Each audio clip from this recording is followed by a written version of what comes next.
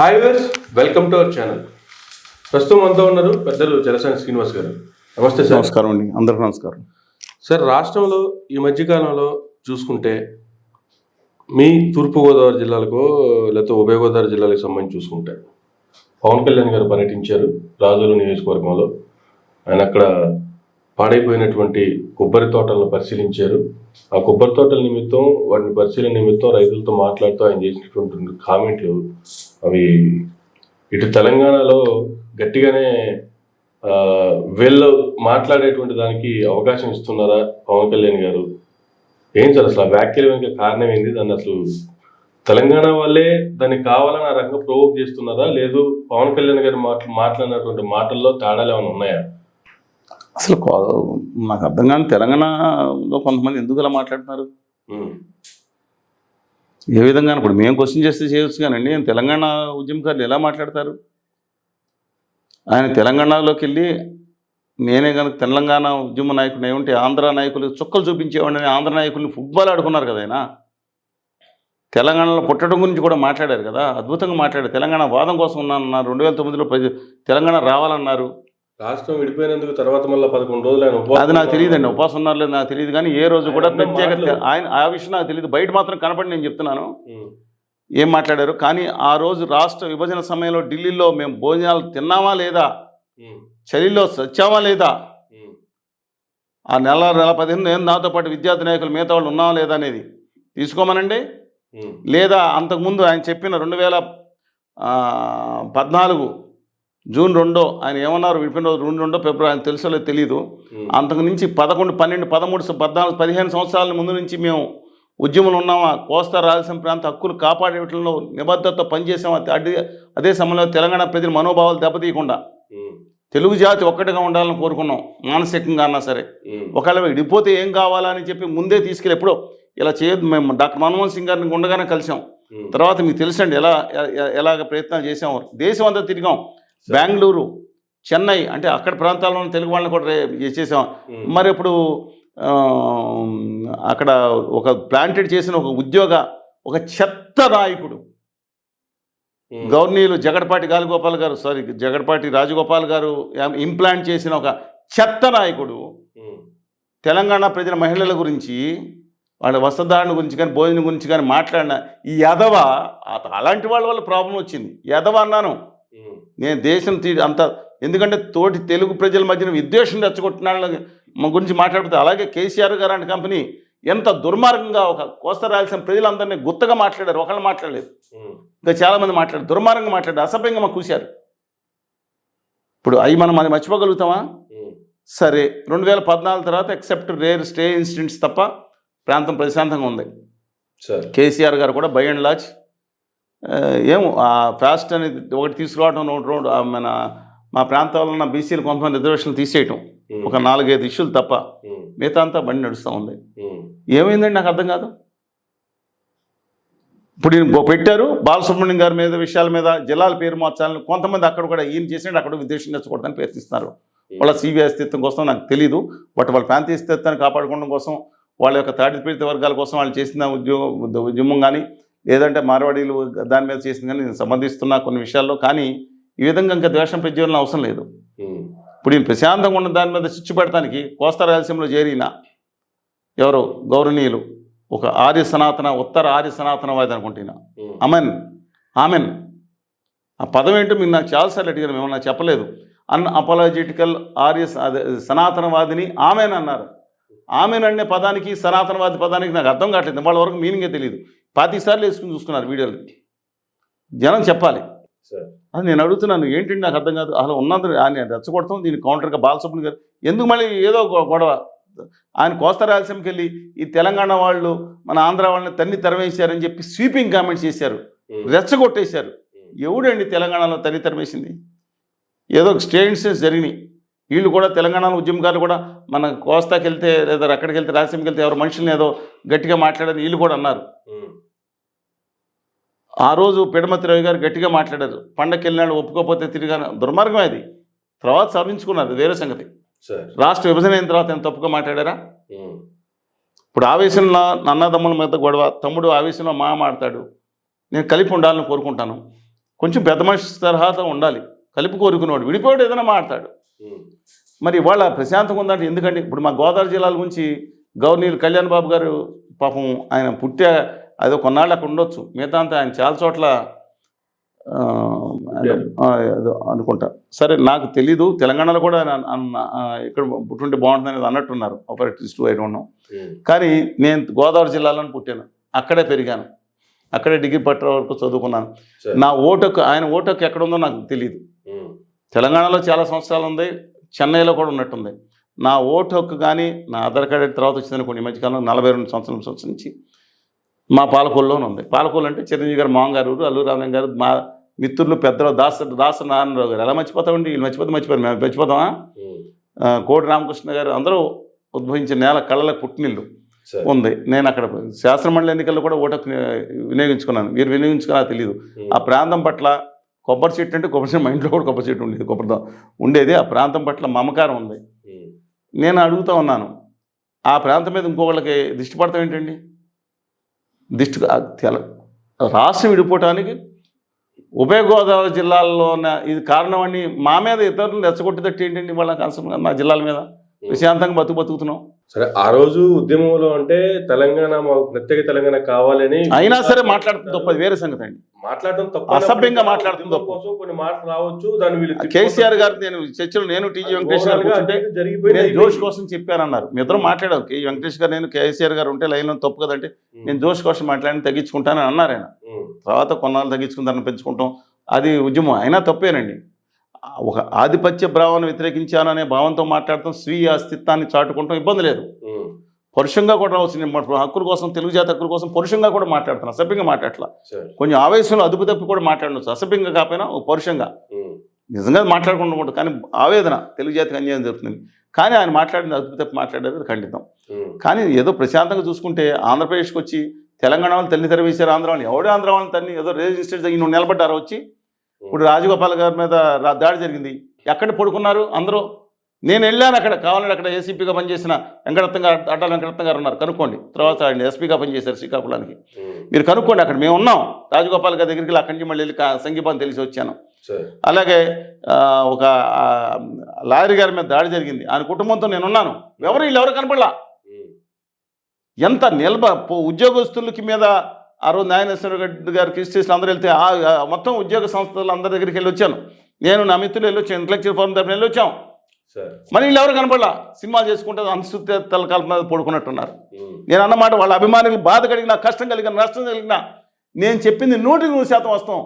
2019 తర్వాత ఉధృతంగా మేము ఉద్యమం చేస్తే 99% మీడియాలో వేయలేదు. ఢిల్లీలో కూడా చేసాం, వందలాది మందితో పాదయాత్ర, బస్సు యాత్ర, ఈ వామపక్ష విద్యా సంస్థలు మేము అందరం కలిసి హిందూపురం నిత్యాపురం వరకు రాజప్రదేశ్ హక్కుల కోసం పెట్టాడు, కనపడలేదు. ఈయన ప్రత్యేక హోదా కోసం ఆమరణ దీక్ష చేస్తున్నారు. మన ఆమరణ దీక్ష చేస్తే ఇంకా ఆయన అలాగే ఉన్నారు. ఇంకా మేము చేసాము, ఎలా పోలీసులు లాంటి ఇబ్బందులు పెట్టారు అన్నీ మేము చూసాం. కానీ ఆయన మాయమైపోయారు. ఇది తప్ప ఇంకో ప్రత్యామ్నాయం లేదన్నారు. అవి గురించి మాట్లాడాలి. ఇవాళ దిష్టి తగిలింది తెలంగాణ వాళ్ళ దిష్టి కాదండి. తెలంగాణ వాళ్ళు అందులో ఒకళ్ళిద్దరిని వదిలేసేయండి, సామాన్య ప్రజల గురించి మాట్లాడుతున్నాను. నాయకులు కూడా విశాఖపట్నం స్టీల్ ప్లాంట్ దిష్టి తగిలింది. ఎవరి దిష్టి తగిలింది? ఆంధ్రప్రదేశ్లో ఉన్న ముఖ్యమైన రాజకీయ నాయకులు దిష్టి తగిలింది. నిజమేనండి. ఏం మాట్లాడారు? కేంద్ర ప్రభుత్వం ఏ నిర్ణయం తీసుకున్నా మంచి నిర్ణయం. ఎందుకంటే గుజరాతీ మార్వాడి వ్యాపారుల, గుజరాతీ పాదుషాల పాలకుల కోసం, వాళ్ళ కోసం మాట్లాడతాం ఏంటండి? దిష్టి ఎలా దిష్టి తగిలింది? తెలంగాణ వాళ్ళ దిష్టి తగల. తెలంగాణ వాళ్ళ ఒక ఆత్మత్యాగం స్టీల్ ప్లాంట్ని ఇవాళ ఏర్పరిచింది. తెలియదేమో, చరిత్ర తెలియకుండా నేను చేస్తాను. తెలంగాణలో ఉన్న సాయిరెడ్డికి ఏం సంబంధం ఆంధ్రప్రదేశ్కి అని మీరు అనుకోవచ్చు. తెలుగు జాతి అనుబంధం.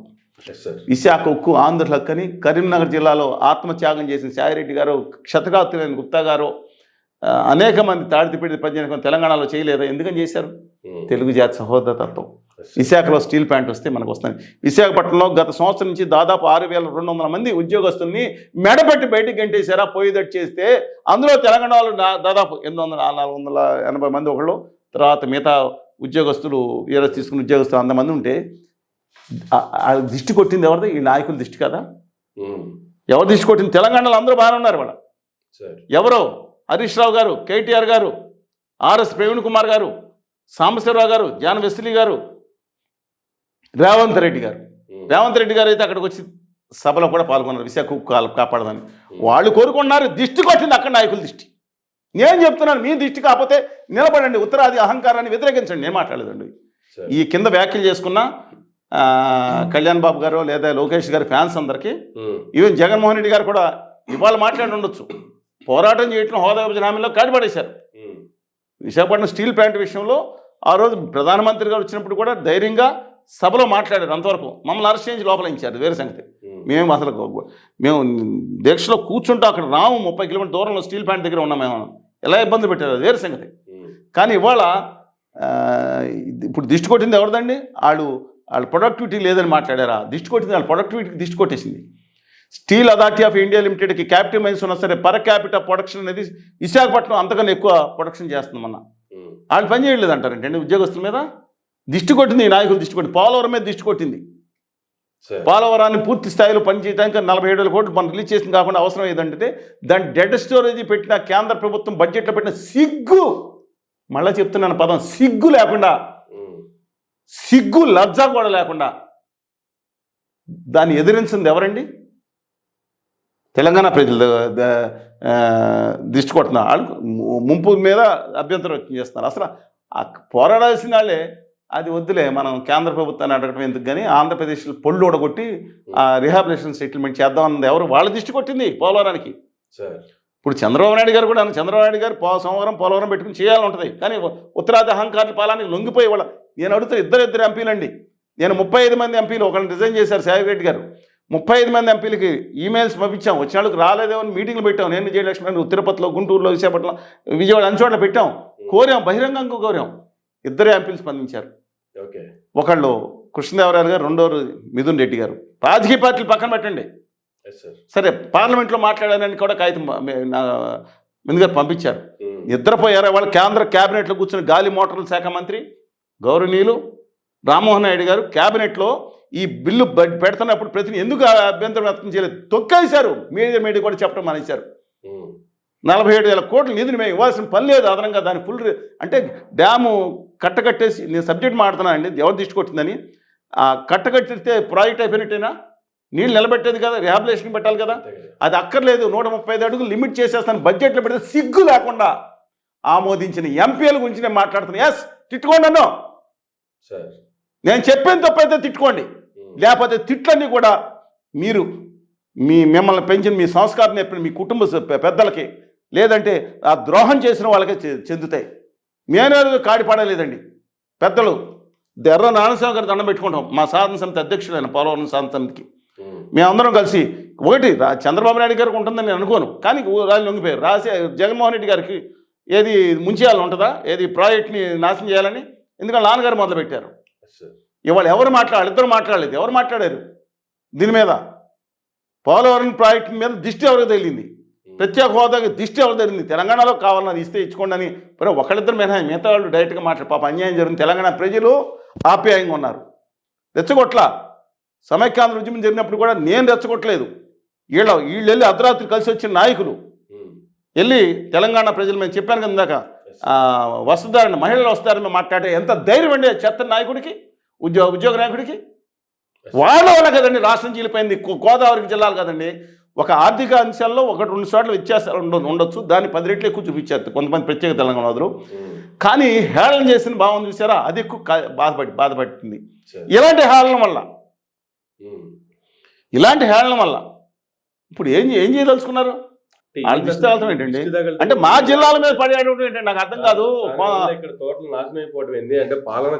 దిష్టి బొమ్మలు రాష్ట్రంలో ప్రతి చోటకి దిష్టి బొమ్మల పథకం పెట్టమనండి, దిష్టి తగలకుండా ఉంటుంది. దిష్టి బొమ్మల పథకాన్ని కేంద్రంలో భూత వైద్యం ప్రవేశపెట్టారు. కేంద్రంలో ఉత్తర భారతీయ జనతా పార్టీ, ఆర్య సనాతనవాద మనువాద ప్రభుత్వాలు భూత వైద్యం ప్రవేశపెట్టమనండి. ప్రతి చెట్టుకు భూత వైద్యం చేయించమనండి. చెట్టు కాకపోతే సమయంగా చేయించమనండి. వీళ్ళు ఉన్నారు కదా ఉత్తరాది సనాతనవాద, ఆమె అన్నారు కదా, చేసుకోమనండి. నేను ఎందుకు మాట్లాడుతున్నానంటే, మళ్ళా చెప్తున్నాను, నేను మాట్లాడేది అక్కడ యువతరం కోసం మాట్లాడుతున్నా. ప్రత్యేక హోదా వస్తే అక్కడ 10 లక్షల మందో 12 లక్షల మంది యువతరం 100% రాయితీలు కనుక 10-15 ఏళ్ళు వస్తే ప్రతి యువకుడు పారిశ్రామిక అధిపతిగా తయారవుతాడు. నేను చెప్పింది మీ గురించే. మత పిచ్చి, కులగజ్జి, ఉప ప్రాంతీయ జిల్లాల విద్వేషం రెచ్చగొట్టే వాళ్ళ గురించి మాట్లాడట్లేదు. చెగువేరా స్ఫూర్తి అన్న వాళ్ళ గురించి మాట్లాడుతున్నాను. లేదు, నేను అడుగుతా ఉన్నాను, మీరు మీ ఊళ్ళల్లో పారిశ్రామిక అధిపతుల కింద తయారవుతారు, పారిశ్రామికవేత్తల కింద మారుతారు. మీ కుటుంబానికి మీరే హీరో కావాలి. ఎవడండి హీరో? గొప్ప మీకన్నా గొప్ప ఈ హీరోలు వాళ్ళ వ్యక్తిగత జీవితాలు తీసి చూడండి. మీ మీద గొప్ప వాళ్ళు ఉన్నారు హీరోలు ఎవరన్నా చెప్పండి నాకు. కోటుకోకున్నారు ఎవరండి వాళ్ళ వ్యక్తిగత జీవితం? మీరు గొప్ప, మీ కుటుంబానికి మీరు హీరో, మీ ప్రాంతానికి మీరు హీరో ఉండాలి. అట్లాంటిది మీరు హీరో అవ్వకుండా ఇవాళ ఎవరినో హీరోలు చేసుకుంటా ఉంటే మీరు 10 మందికి ఒక్కొక్కరికి 50 మందికి ఉద్యోగాలు ఇచ్చే కెపాసిటీ, దమ్మున్న కెపాసిటీ అవుతున్నారు. తొక్కేశారండి. ఒక తరం నష్టపోయింది. దాని గురించి ఎవరు మాట్లాడకుండా ఆ మార్వాడి మక్కపల్లి ఫ్యాక్టరీ పెట్టాము, వాళ్ళ కోసం మైన్స్ కావాలి, విశాఖ కర్మాగారం దిష్టి తగిలింది చూస్తే మీద అంతా ఆసక్తి అంతా వాళ్ళ మీద ఉన్నట్టుంది. గుజరాతీ లాభం వస్తుందని ముఖ్యమంత్రి గారు మాట్లాడారు. ఎవరు గ్యారంటీ ఇస్తారు? ఫ్యాక్టరీ లాభం వస్తుంది చూడండి ఎలా చెప్తారైనా మార్వాడి ఫ్యాక్టరీకి. ఇవాళ ప్రజలు కట్టిన పన్నుల్లోంచి దిష్టి తగిలేసి అప్పుడు ఇండుసోల్కి వీళ్ళకి రాయితీలు ఇస్తున్నారు మార్వాడి ఫ్యాక్టరీలకి, వీళ్ళందరికీ ఆదాని గారు లాంటి కంపెనీలకి.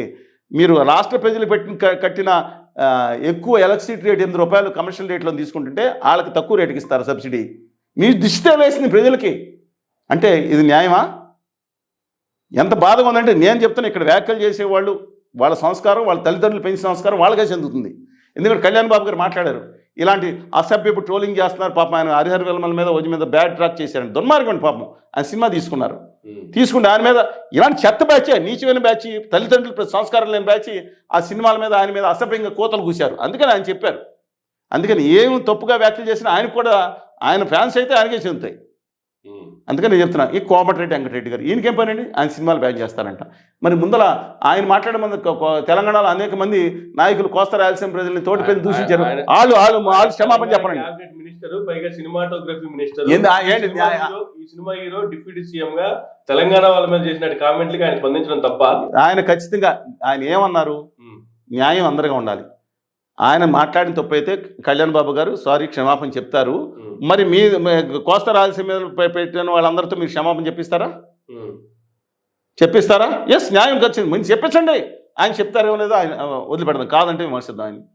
ఓకే, ఆయన చేసింది నేను ఖండిస్తూనే ఆయన మీద ఈ స్పందన చేసిన వాళ్ళ ఇదేంటండి తప్పు కదా. గట్టిగా కానీ కోపం వచ్చి నేను చెప్తున్నానండి, ఆయన రిక్వెస్ట్ చేసి ఆయన హోమ్ థియేటర్లో హరిహర మీరు 4 సార్లు చూపిస్తారు, దెబ్బకి లైన్కి వచ్చేస్తారు ఆయన. అదేంటి ఎలా అంటారండి? నవ్వుతారు ఎందుకు? మీరు హేళన చేయొద్దండి. లేదా అత్తారింటికి దారి ఏదని చూపిస్తాయి. అత్తారింటికి దారి ఎటుంది సినిమా ఉంది, అద్భుతమైన సినిమా, చాలా అద్భుతంగా తీశారు. ఆకలి నాగ వెంకట శ్రీనివాస్ శర్మ గారు అలియాస్ త్రివిక్రమ్ గారు చూశారు కదా. అత్తారింటికి దారి అనే సినిమా కూడా 2 చూపిస్తా, 5 సార్లు చూపిస్తే హరిహర మీరు జానీ ఓజీ రోజుకి 4 సార్లు చూపిస్తే 3 రోజులు ఇలా ఇంకోసారి కోమటిరెడ్డి గారు మాట్లాడరు. లేకపోతే ఎందుకన్నా మాట్లాడతారు? తప్పండి. సినిమాగా చూడండి. ఎందుకంటే అనిపించిన తర్వాత ఇంకెవరు మాట్లాడతారు? ఏదండి ఎందుకు మాట్లాడతారు? 2 సార్లు చూపించారు. మరి లేకపోతే సినిమాగా చూడాలి. ఆయన ఎందుకండి ఆ సినిమా ఆయన తీసారా? ప్రొడ్యూసర్లు వేరే వాళ్ళు ఉంటారు, అందులో తెలంగాణ వాళ్ళు కూడా ప్రొడ్యూసర్ ఉన్నారు. ఎందుకు నష్టం చేయడం? ఆయన తెలంగాణ గురించి తప్పుగా మాట్లాడు, మంచిగా చెడు మాట్లాడు. తెలంగాణ తప్పుగా సినిమాలు చూపించారా? హరిహర నిర్మలో ఆయన గుర్రం మీద వెళ్తా ఏమైనా తెలంగాణ మీద దాడి చేస్తే ఉత్తరాది అహంకారం, దక్షిణ మీద దాడి అని వాళ్ళు అంటున్నారు. వాళ్ళ మీద చేయాలండి. ఏమన్నా ఈయన గుర్రం వేసుకుని వెళ్తా చూశారు కదండి. నవ్వుతారండి. ఏదైనా పాలకొల్లు లేకపోతే ఉభయ గోదావరి జిల్లాలు మాట్లాడే కొంచెం జాగ్రత్త అర్థం చేసుకోవాలి సార్. ఎందుకు అర్థం చేసుకోవాలి? మాట్లాడుకుంటే సార్ మాట్లాడుతున్నారు, మనం వింటున్నామంటే అర్థం కాదు. ఒక రఘురామరాజు గారు మాట్లాడినా, లేదు ఒక జలసాని శ్రీనివాస్ గారు మాట్లాడినా, ఒక ఉండవల్లి గారు మాట్లాడినా రైట్ గా అర్థంగా మాటలేవి. వాటిని చాలా ఇవేవో చెప్తారు కదా, మినిమం పిహెచ్డి చేసి ఏం అవసరం లేదండి. మా మీద మీరు ఇలా మాట్లాడితే అది ఇంకో గొడవ, దిష్టి తగిలేస్తే. లేదు మీ దిష్టి మాకు ఎందుకండి, వద్దు. మీ దేశంలో నాకు తెలియదు కానీ ఏమండి, తెలుగు జాతి నా జీవిత ధ్యేయం చాలాసార్లు చెప్పాను. మానవీయ కోణం, తెలుగు జాతి ప్రపంచంలో ఉన్నతంగా ఉండాలి. విచిత్రంగా ఒక ముఖ్యమంత్రి గారు అన్నారు, ఇదేమిటి అంత పెద్ద నా ఆశయం అదేనండి. జీవితంలో పదవులు కాదండి, పార్టీలో పదవులు ఇస్తానన్నా వద్దన్నాను లేదో మాజీ ముఖ్యమంత్రి గారు, ముఖ్యమంత్రులు వాళ్ళు చెప్పాలి, నేను చెప్పను. అంటే వాళ్ళు చెప్తే ఉదాత్తంగా ఉంటుంది. సరే ఏదన్నా నేను ఎందుకంటే రెచ్చగొడతారు? తెలుగు జాతి ఉన్నతంగా ఉండాలని కోరుకుంటూ ఉంటాను. నేను 2 రాష్ట్రాల్లో కూడా హెల్త్ క్యాంపులు గిరిజనులకి రాష్ట్ర విభజన తర్వాత కూడా పెడతానే ఉన్నాను. ప్రచారానికి దూరంగా పెడుతున్నాను. నేను ఒక తెలుగు భాష కోసం, ఎందుకంటే ఆంధ్ర అనే పదాన్ని కూడా కొంత వ్యతిరేకంగా తప్పు కాదని మాట్లాడాను. నేను రసమయ్య బాలకృష్ణ గారు దేశపతి శ్రీనివాస్ గారు, అప్పుడు తెలంగాణ సాంస్కృతికంగా మీతో మాట్లాడే వాళ్ళు చాలామందితో నేను ఆర్గ్యుమెంట్స్లో కూర్చున్నాను, డిబేట్స్లో కూర్చున్నాను. అధికారంగా మీరు చూశారు. I'm able to I hope I'm able to convince some of them అండి. మనకే ఒక గొప్ప హృదయం ఉండాలి. ఒక సాధికి స్వార్థం కోసం ఎక్కడికి వెళ్తే అక్కడ పాటలు పాడటం అనేది సరైన విధానం కాదు. నేను రాష్ట్ర విభజన సమయంలో కూడా ఖచ్చితంగా విడిపోతే ఏం కావాలో కూడా కేంద్ర ప్రభుత్వానికి నివేదిక ఇచ్చాం. దాని మీద నా మీద 2 రాష్ట్రాల సమావేశం పెట్టాను. 70 సంవత్సరాల్లో 2 రాష్ట్రాల నేతలతో ఒక సౌద్భావ సమావేశం, అంటే ఆంధ్రప్రదేశ్లోని ఇంటలెక్చువల్ అనేక మంది, తెలంగాణలో జయశంకర్ గారు చనిపోవడానికి ఆయన కొద్ది నెలల ముందు ఆయన ఒంట్లో బాగాలేపని వచ్చారండి. కోదండరామ్ గారు, టంగస్టార్ అశోక్ గారు, ప్రొఫెసర్ కనకదుర్గ గారు అందరూ కూడా చాలామంది వచ్చి ఇద్దరు కొంచెం పెట్టి నా మీద తిట్టిపోసింది ఎవరు? వైవి రాజేంద్ర ప్రసాద్ గారు, జోగి రమేష్ గారు. మరి ఏ పార్టీకి సంబంధించిన వాళ్ళు? నేను ఎంత తప్పు చేశానా? ఒక మంచి సౌహార్దంతో రాష్ట్రం ఒక విడిపోయింది, మానసికంగా కలిసి ఉండాలి. ఎందుకండి ఆయన మా జిల్లాల మీద అంత అభిమానం ఉండి రాజకీయంగా వాడుకోవచ్చాము, కానీ ఓటక్కు ఎందుకు లేదండి? వీళ్ళందరికీ 40 ఏళ్ళ నుంచి మా పాలకుల్లో ఓటక్కు ఉందండి. 42 ఏళ్ళు, 4 దశాబ్దాల పై నుంచి నా ఇల్లు ఉందండి అక్కడ. వీళ్ళకి ఇల్లు ఉందా? మీరు అక్కడే వీళ్ళకి ఇల్లు ఉందా? వీళ్ళకి ఇల్లు ఉందా? వీళ్ళకి ఇల్లు ఉందా? సొంత ఇల్లు ఉందా? మీకు ఓటకు ఉంటుంది, మీకు ఇల్లు ఉంటుంది, బానే ఉంది. పవన్ కళ్యాణ్ గారే చెప్తున్నారు కదా, నేను ఆడిపోతే ఆడ పుట్ట అని చెప్పి ఆ పుట్టుకు మీద కూడా నేను మాట్లాడిన మీద కూడా రకరకాల. లేదండి, మీరు దయచేసి ఆయన అవమానిస్తూ అది ఆ పవనం ఆయన ఎక్కడ ఆయన అవమానిస్తే నేను ఒప్పుకోను. ఎందుకంటే అద్భుతం, 2 రాష్ట్రాలు అద్భుతమైన ఒక ప్రాణాలు పెంచే వాళ్ళ సొంత కుటుంబాల గురించి పట్టించుకుపోయినా ఈయన కుటుంబాల గురించి పట్టించుకున్న అద్భుతమైన ఫ్యాన్ ఫాలోయింగ్ ఆయన దగ్గర ఉంది. సినిమా ఎలాంటిదన్నా సరే 4 సార్లు చూసే ఒక ఫ్యాన్ ఫాలోయింగ్ ఇంకెవరికి రాదు. తెలంగాణ నిజామాబాద్లో మీటింగ్ పెట్టండి, అనంతపురంలో మీటింగ్ పెట్టండి, ఆదిలాబాద్లో మీటింగ్ పెట్టండి, లేదా శ్రీకాకుళం మీటింగ్, ₹1 ఖర్చు పెట్టకుండా ఇవాళ 25,000 మంది జనం వచ్చే కెపాసిటీ ఉన్న ఒకే ఒక రాజకీయ నాయకుడు 2 రాష్ట్రాల్లో ఇవాళ కళ్యాణ్ బాబు గారు. కానీ అలాంటి వ్యక్తి అధికారంలోకి అభ్యుదయ భావాలు ఉంది. ఇంకోటి కూడా చెప్తున్నా, రాకముందు వేరే లేదండి, అధికారంలోకి వచ్చిన తర్వాత కూడా అధికారంలో మాట్లాడేది ఏమన్నారు? ఆయన ఇంట్లో చిన్నప్పుడే ఆయన్ని బాప్టిజం క్రిస్టియన్ చేశారంట. వాళ్ళ ఫ్రెండ్ ఎవరు అంటే క్రిస్టియన్గా ఉన్నారు, తర్వాత వాళ్ళు ఎందుకు మారు తెలియదు నాకు. చేశారు. వాళ్ళిద్దరు పిల్లల్ని ఆర్థోడాక్స్ క్రిస్టియన్స్గా పెంచుతున్నానని అనుమతి ఇచ్చారు. ఆయన పెంచుతున్నారు, తప్పే ఉంది. పైగా ఆయన ఇంట్లో ఎప్పుడు యేసు బొమ్మ ఉంటుంది, ఎప్పుడు యేసు నడుస్తూ ఉంటుంది అని చెప్పి ఆయన మాట్లాడారు. ఒక భావజాలంలో ఎంత విస్తృతమైన భావజాలం ఆయన మాట్లాడారంటే, పైగా అంతవరకు ఓకే ఆయన ఇష్టం. కానీ హిందూ నాయకులే గొడవలు చేస్తున్నారు ఈ మధ్యన, హిందూ నాయకులే దీని బాధ్యత తప్పండి. అది ఈ గొడవలు మతకల్లో చేసి హిందూ నాయకులు అబ్సల్యూట్ అది వ్యతిరేకించాను నేను. మిగతాన్ని ఆయన ఇష్టం, తప్పే ఉంది. ఆయన ఒక ఒక చెగువేరా స్ఫూర్తి అన్నారు. ఆనాటి కళ్యాణ్ బాబు గారు ఒక చెగువేరా స్ఫూర్తిగా ఉండి ప్రత్యేక హోదా కోసం భావితరాలకు ప్రత్యామ్నాయం లేదు, దానికోసం ఆత్మార్పణ చేసినట్టు అమరణ దీక్ష చేస్తారు. ఆనాటి కళ్యాణ్ బాబు గారు కావాలి నాకు. ఉత్తరాది అహంకారాన్ని నశించాలన్నారు చూసారా, దక్షిణాది హక్కున ఆనాటి కళ్యాణ్ బాబు గారు కావాలి. రీసెంట్గా ఒక వీడియో క్లిప్ చూసాను సార్, పవన్ కళ్యాణ్ గారు మాట్లాడింది డల్లాస్లో అనుకుంటూ మాట్లాడింది. ఆయన భగత్ సింగ్ గారు 23 ఏళ్ల వయసులో ఊరేసుకొని చనిపోయారు, ఆయన ఆత్మహత్య చేసుకున్నారన్నారు. ఆయనకి ఎవరో చెప్పుంటారండి. ఆయన పక్కనున్న కందుల దుర్గేష్ గారు లాంటి వాళ్ళు అలా చెప్పరు. ఎందుకంటే చాలా గొప్ప కుటుంబం నుంచి వచ్చిన ఆయన. దుర్గేష్ గారు కానీ, బుల్సెట్ శ్రీనివాస్ గారు ఫైర్ బ్రాండ్ అలాంటి వాళ్ళు చెప్పుకుంటారు. వాళ్ళు అర్థం చేసుకుంటారు, సామాన్య ప్రజలు అర్థం చేసుకుంటారు, పెదిలో తిరిగే మనుషులు. మరి ఈయనకి బహుశా ఎవరు చెప్పారో నాకు తెలియదు. ఆయన తప్పు అభిప్రాయం. అసలు ఆయన మీద ఉస్తాద్ భగత్ సింగ్ అని ఒక మూవీ కూడా తీస్తున్నారు కదా, నెక్స్ట్ రెడీ టు రిలీజ్. అది ఆయన దాంట్లో ఏమన్నా అయిపోతారండి, ఎవరికి తెలుసు. మీరు కళ్యాణ్ బాబు గారిని అవమానకరంగా ఇటుపోయిస్తారు. ఎందుకంటే మాట్లాడొద్దండి. ఎందుకంటే ఒకనాటి అభ్యుదయవాది ఆయన మాట్లాడే మాట చెప్తాను సార్, దీంట్లో అవమానం ఎక్కడ ఉంది? అభ్యుదయవాది, అలాంటి వాది వాళ్ళ అంటే మీరు చాలాసార్లు అడిగాను. నేను అపాలజెటికల్ సనాతనవాదిని అన్నదానికి ఆమెనంటే ఏంటి అంటే క్రిస్టియన్కి హిందూకు 2 న్యాయం చేసి దీన్ని క్షమించుగాక, ఈ పదాన్ని క్షమించుగాక అన్నట్ట ఏంటి నాకు అర్థం కాలేదు. ఇంకోటి కూడా నాకు అర్థం కాలేదు. అయోధ్య విషయంలో నేను వెంకటేశ్వర స్వామి గుడికి వెళ్తాను, వెంకటేశ్వర స్వామి భక్తుడిని. మరి కులదేవం అంటే మా కులానికి దేవుని కాదు, అందరికీ దేవుని అర్థం. మరి అయోధ్య వెళ్ళి వెంకటేశ్వర స్వామిని తక్కువ చేసినట్టు మాట్లాడింది ఎవరండి? టిల్ నౌ ఈ Tirupati lord Balaji from now will go back to Ayodhya అన్నారు కళ్యాణ్ బాబు గారు. వాళ్ళ ఫ్యాన్స్ వీర ఫ్యాన్స్ దీని మీద మాట్లాడే వాళ్ళు వెంకటేశ్వర స్వామి గురించి మాట్లాడితే ఎందుకు మాట్లాడలేదు? అంటే వెంకటేశ్వర స్వామి కన్నా గొప్ప దేవుడా? నేను అడుగుతా ఉన్నానండి. ఎందుకని చంద్రబాబు నాయుడు గారు వాళ్ళ విశాఖపట్నం స్టీల్ ప్లాంట్ గురించి దారుణ వ్యాఖ్యలు చేస్తే ఎందుకు స్పందించట్లేదు? నేను అడుగుతా ఉన్నానండి. ఇవాళ జగన్మోహన్ రెడ్డి గారు ఎందుకు కాడిపడేశారు హోదా మీద అడుగుతా ఉన్నాను. ఒకవైపు స్పందించాల్సిన విషయాలకి స్పందించట్లేదు, మరోవైపు రెచ్చగొట్టే వ్యాఖ్యలు చేస్తున్నారు. రెండు తెలుగు రాష్ట్రాలు కలిసి పోరాడాల్సిన అవసరం వాళ్ళు చేస్తున్న వ్యాఖ్యలు ఒక్కొక్క చోటేమో నా చేతిలో హోమ్ మినిస్ట్రీ ఇస్తే ఏందో నేను చూపిస్తా అంటున్నారు, మరో చోటేమో నేను ముఖ్యమంత్రిని కాదు, నా దగ్గర ఆర్థిక వ్యవస్థ లేదు. ఆయన పాజిటివ్ వచ్చింది, ఎందుకంటే ఆయనకి ఆంధ్రప్రదేశ్లో చాలా మంది పాజిటివ్ క్రెడిట్ అంతా ఆయన అకౌంట్లో పడుతుంది, పాజిటివ్ వెళ్తుంది. ఎందుకంటే సీ ద షిప్ అన్నారు, అంటే మిగతా వాళ్ళు మిగతా పార్టీ వాళ్ళు కూటమిలో ఉన్న బీజేపీ వాళ్ళు తెలుగుదేశం వాళ్ళు చేస్తున్నా ఈయన సీ ద షిప్ అంటే గట్టిగా అన్నారు. మొన్న ఎర్రచందనం నుంచి వచ్చి మాట్లాడి సూపర్ బండి ఆయన నిజంగా డ్రెస్ ఆయన నల్లకల్లో పెట్టుకుని ఆయన చదువుతూ ఉంటే పుస్తకం చదువుతున్నారు పక్కన చదువుతా ఆయన మాట్లాడిన మాటలు ఉన్నాయి చూసారా, చాలా ఇన్స్పిరేషన్ ఉన్నాయండి. అసలు మీలాంటి వాళ్ళు నిజంగా వీరప్పన అయితే ఈ పాటికి వచ్చి సరెండర్ అయిపోయి ఉండేవాడు బతుకుంటే, నిజంగా చెప్తున్నా. అలాగే మీరు నవ్వొద్దండి, మీరు మీరు అర్థాల్లో మీమ్స్ కూడా ఉంటుంది. సీరియస్ మ్యాటర్ బాలకృష్ణ అంటారు, నవ్వద్దు సీరియస్ మ్యాటర్ అంటారు, మీరు నవ్వుతూ ఉంటారు ఆయన పక్కనలాగా, నేను నవ్వండి. అది కూడా కాకుండా ఆయన ఒక భావజాలం చూసారా, చాలా గొప్పగా ఉంది. తర్వాత ఆ తిరుపతి లడ్డు మీద మాట క్షమాపణ చెప్పాలన్న చూసారా, తిరుపతిలో జరిగిన ఘటన మీద ఘటన మీద ఆ స్టాంపిడ్ మీద, అందుకని ప్రజలందరూ ఆయన అభిమానించారు. ఎందుకంటే ఈయన అసలు కరెక్ట్ మనిషి అని.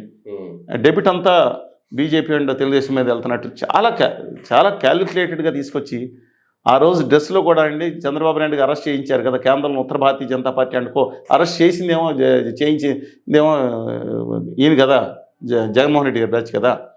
అలాంటి నేపథ్యంలో ఆయన ఆ రోజు చాలా సినిమాల్లో మీరు చూసుంటారు, హీరో కనుక నల్ల డ్రెస్ వేసుకుంటే వెనకమాల డాన్స్ చేసేవాళ్ళు అందరూ తెల్ల డ్రెస్సులో, హీరో ఒక డ్రెస్ వేసుకుని మిగతా వాళ్ళందరూ మూక ఉంటారు.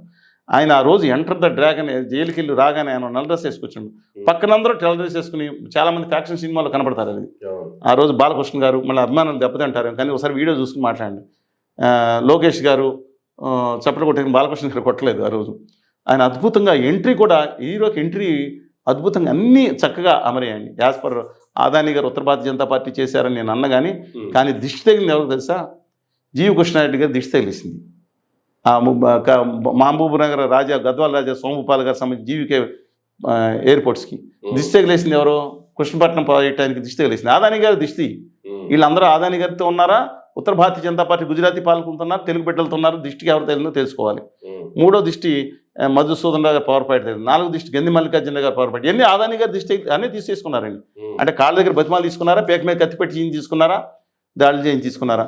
అలాగే మన కృష్ణపట్నం పోర్టు, గంగవరం పోర్టు, ఇవన్నీ ఆదాని గారిగా తీసుకుని ఇంకెన్ని ఉన్నాయి వాళ్ళ దగ్గర. మన దిష్టి విశాఖపట్నం స్టీల్ ప్లాంట్ దిష్టి తగిలేసింది, ఆ నక్కపల్లి మార్వాడి నక్కపల్లి ఫ్యాక్టరీ ఉంది కదండి, దానికి మాత్రం వీళ్ళ పూజలు ఫలిస్తున్నాయా, దిష్టి ఎవరో తెలియదండి వాళ్ళ. ఆయన మీరు అవి లాభంలోకి వస్తాయి, వాళ్ళు కష్టపడి పనిచేస్తారు, అవి లాభంలోకి వస్తాయనే కామెంట్ కూడా చంద్రబాబు నాయుడు గారు చేస్తున్నారు. ఏదండి నాకు అర్థం కాదు. ఒక ఇప్పుడు కేంద్రంలో మీరు ఎన్ననుకున్నా జగన్మోహన్ రెడ్డి గారు కూడా కేంద్రంలో అవినాభావ సంబంధాలు ఉన్నాయి, ఆమెని దత్తపుత్రుడు లేదా సొంత పుత్రుడిగా చూసుకుంటున్నాం మేము అని చెప్పి నిర్మలా సీతారామన్ గారు బహిరంగ ప్రకటన చేశారు. చూసుకోండి, వీడియో వేయండి, అది కూడా ఒప్పుకున్నారు, సాధన ఒప్పుకోరు. అలాగే కానీ ఇప్పుడు మాకు మొన్న మోడీ గారు ఆంధ్రప్రదేశ్ రావటం, కేసీఆర్ గారు చెప్పినప్పుడు ప్రతి సభలో ఆయన ఇదిల్చేది ఏమీ లేదు, ఈయన డబ్బా ఈయన కొట్టుకుంటే ఆయన డబ్బా కొట్టి ఇద్దరు పరస్పర డబ్బా కొట్టుకుంటే ఈ డబ్బా ఫ్యాక్టరీ ఎక్కువైపోయింది. నేను అందరినీ బాధపడిన జరిగేది అది. ఏమొచ్చింది బూడిదా అని నేను అనలేను ఎన్టీ రామారావు గారు అన్నట్టు, కానీ లాస్ట్ టైం పిడికటి మట్టి మొహాన్ని కొట్టి కళ్ళలో కొట్టిపోయి యమునా నది విషపు నీళ్లు లాంటి తీసుకొచ్చి ఇచ్చారో లేదో, అంతకుమించి ఏం చేశారండి. రాజధానికి 15,000 కోట్లు చొప్పున 4 ఏళ్ళకి ఇస్తే చంద్రబాబు నాయుడు గారు నరకాతన పడుతున్నారు. రాజధాని నిలబెడతానికి ఎక్కడో ఎక్కి గుమ్మం దిగి దాన్ని నిలబెడతానికి చేస్తున్నారు. 15,000 కోట్లు 4 ఏళ్ళకి ఇస్తే రాజధాని అయిపోద్ది, దాదాపుగా స్టేజ్కి వస్తుంది. 1,300 కోట్లు ఎంగిలి మెతుకులు ఎప్పుడు విధించారంట, 1500 కోట్లు, దాని గురించి మాట్లాడట్లేదు. 15,000 కోట్ల గురించి మాట్లాడుకుంటే సార్, వాళ్ళు గ్రాంట్ కాదు వరల్డ్ బ్యాంక్ నుంచి అప్పు ఇప్పించడానికి కేంద్రం హామీ పూచికత్తు మాత్రమే ఉందని మీరు అలా మాట్లాడితే వాళ్ళ పురంధేశ్వరి గారు సీఎం రమేష్ గారు ఒప్పుకునే సమస్య లేదు. మమ్మల్ని ఎవరు ఒప్పుకుంటే రాజమండ్రిలో కూర్చొని సపరేటారు కోదండి, అది 4 ఏళ్ల పాటు ఇస్తారు, 15,000 చొప్పున 60,000, రాజధాని దాదాపుగా కంప్లీట్ అయ్యే అవకాశం ఉంటుంది. కానీ మళ్ళీ ఎక్కే గుమ్మం దిగే గుమ్మం దిగి చంద్రబాబు నాయుడు గారు వాళ్ళు 15,000 కోట్లు 43,000 కోట్లు నిర్మలా సీతారామన్ గారు మళ్ళీ మన కూరగాయల గురించి మాట్లాడారు, కూరగాయల గురించి మాట్లాడారు. కళ్యాణ్ గారు మళ్ళీ అవే మాటలు చెప్పారు. రైతులందరూ ఎంత సుభిక్షంగా ఉన్నారంటే రాజధాని నిర్మించడానికి 15,000 కోట్లు ఇచ్చారు కేంద్ర ప్రభుత్వం. 15,000 కోట్లు 60,000 కోట్లు ఇస్తానన్నారు. చేసిన అప్పు 60,000 కోట్లు, అది వేరే విషయం. కానీ 60,000 కోట్లు గ్రాంట్ వస్తుందండి, 4 ఏళ్లలో వస్తుంది. ఆశిద్దాం. ఎందుకు దిష్టి పడకుండా ఉంటే ఈ 15,000 కోట్లు ఎలాగో అదన్నీ అప్పు అంటున్నారు. సరే, దాని మీద 60,000 కోట్లు వస్తే చాలా క్లారిటీగా పార్లమెంట్ లో చెప్పారు కదా, మళ్ళీ తిరిగి మారుస్తారు. మనం అందరం మాట్లాడతాం కదా, తిరిగి ఏదో రోజు నెమ్మదిగా మార్చే అవకాశం ఉంది. మారుస్తారు, ఎందుకంటే సత్య క్లౌట్ ఉంది. నాకు తెలిసిన సమాచారం ప్రకారం మార్చొచ్చు. ఇంకో 3 ఏళ్ళు మాత్రం ఆ 3 ఏళ్ళు ఇవ్వనని చెప్పే సూచన ఉందండి. నేను గౌరవ ఆర్థిక శాఖ మంత్రి గారితో మాట్లాడినా, అక్కడ మాట్లాడినా, ఏదైనా నాకు వచ్చిన సమాచారం అది. బట్ ఏంటంటే కూడా అంతిమంగా దాన్ని మాత్రం డెవలప్ కానివ్వకుండా ఉండడానికి.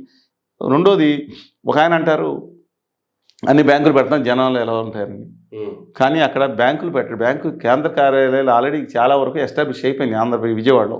వాళ్ళకి స్థలాలు ఎలక్ట్ చేశారు, బిల్డింగ్ మారుతారు. బ్రాంచ్లు కాదండి, హెడ్ ఆఫీసులు అక్కడ ఉంటాయి. అక్కడేం బ్యాంక్ ట్రాన్సాక్షన్ జరిగేది ఏమన్నా చిన్న కావాలంటే బ్యాంక్ కింద పెట్టుకుంటారని తప్ప అదేం బ్యాంకులు కాదండి.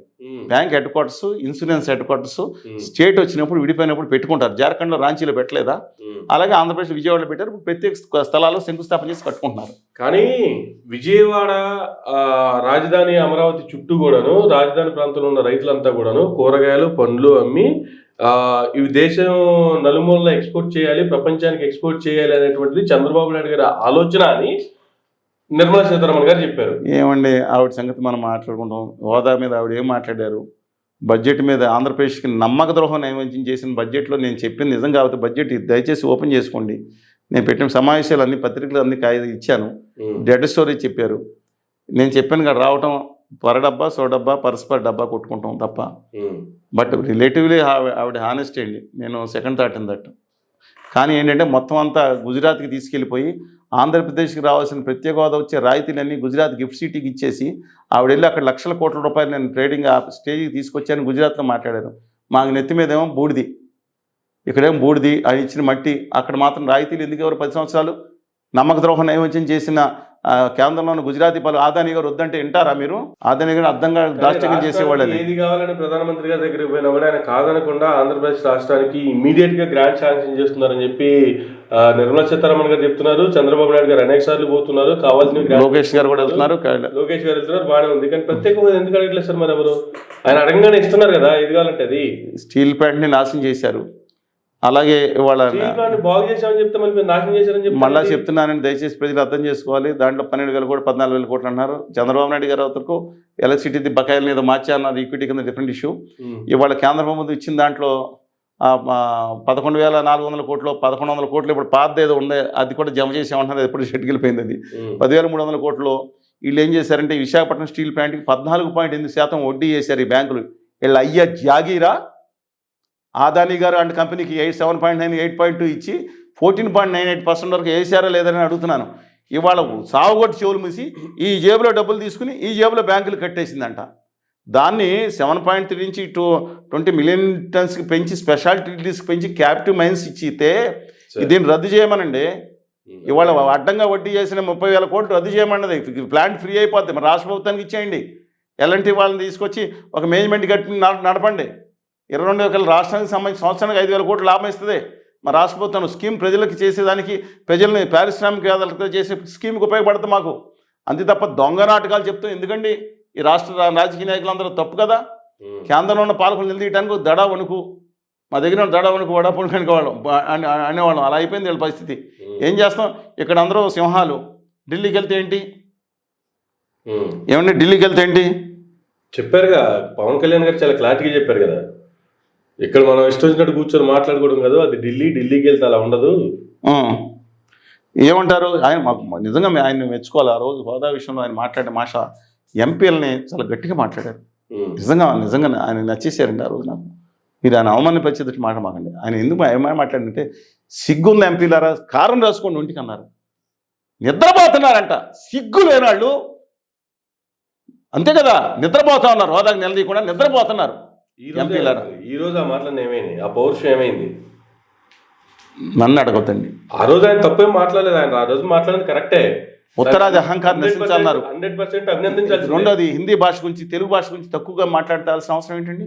మీకు హిందీ సినిమాలు ఏది నాకు అర్థం కాదు. ఈయనే మాట్లాడి హిందీ నృత్యం అంటే ఒప్పుకున్నాను. నేనే కదా మాట్లాడింది. ఉత్తరాది అహంకారం నశించాలన్నారు కదా. ఇవాళ హిందీ మీద ప్రేమ ఏంటి నాకు అర్థం కాదు. ఈయన్ని స్థితికి తీసుకొచ్చింది కూడా గవర్నీలు ఒక స్టేజ్ తీసుకొచ్చిందంతా 99.9% మంది మన తెలుగు ప్రేక్షకులే కదా. ఉమ్, హిందీ గురించి మాట్లాడటం, తెలుగు గురించి తక్కువగా ఏ విధంగా చిన్న చేసి మాట్లాడిన పరోక్షంగా అవసరం లేదు కదా. yes sir. తెలుగు భాష మీద అభిమానం ఉన్నాళ్ళు, తెలుగు బిడ్డలు ఉన్నాళ్ళు డెఫినెట్గా ఇంటర్వ్యూలో నేను చెప్తున్నా కదండి, మీరు ఆలోచించుకోండి. ఉమ్, మీరు సంస్కారం, మీ పెద్దలు నేర్పిన సంస్కారం, మీ నాయకుడు నేర్పిన సంస్కారం అంతా మీ వ్యాఖ్యలో కనపడుతుంది. ఏమన్నా వాళ్ళకే చెందుతుంది. మంచి గౌరవం కూడా వాళ్ళ నాయకుడికి, వాళ్ళ కుటుంబ సభ్యులకు చెందుతుంది. రాష్ట్రం అభివృద్ధి మాత్రం మనందరికీ చెందుతుంది. ఉమ్, కింద వ్యాఖ్యలు చేస్తుంటారు కదా, వాళ్ళ నాయకుడు గారు, వాళ్ళ నాయకులకే చెందుతుందండి అది. లోకేష్ గారు, కళ్యాణ్ గారు, జగన్మోహన్ రెడ్డి గారు.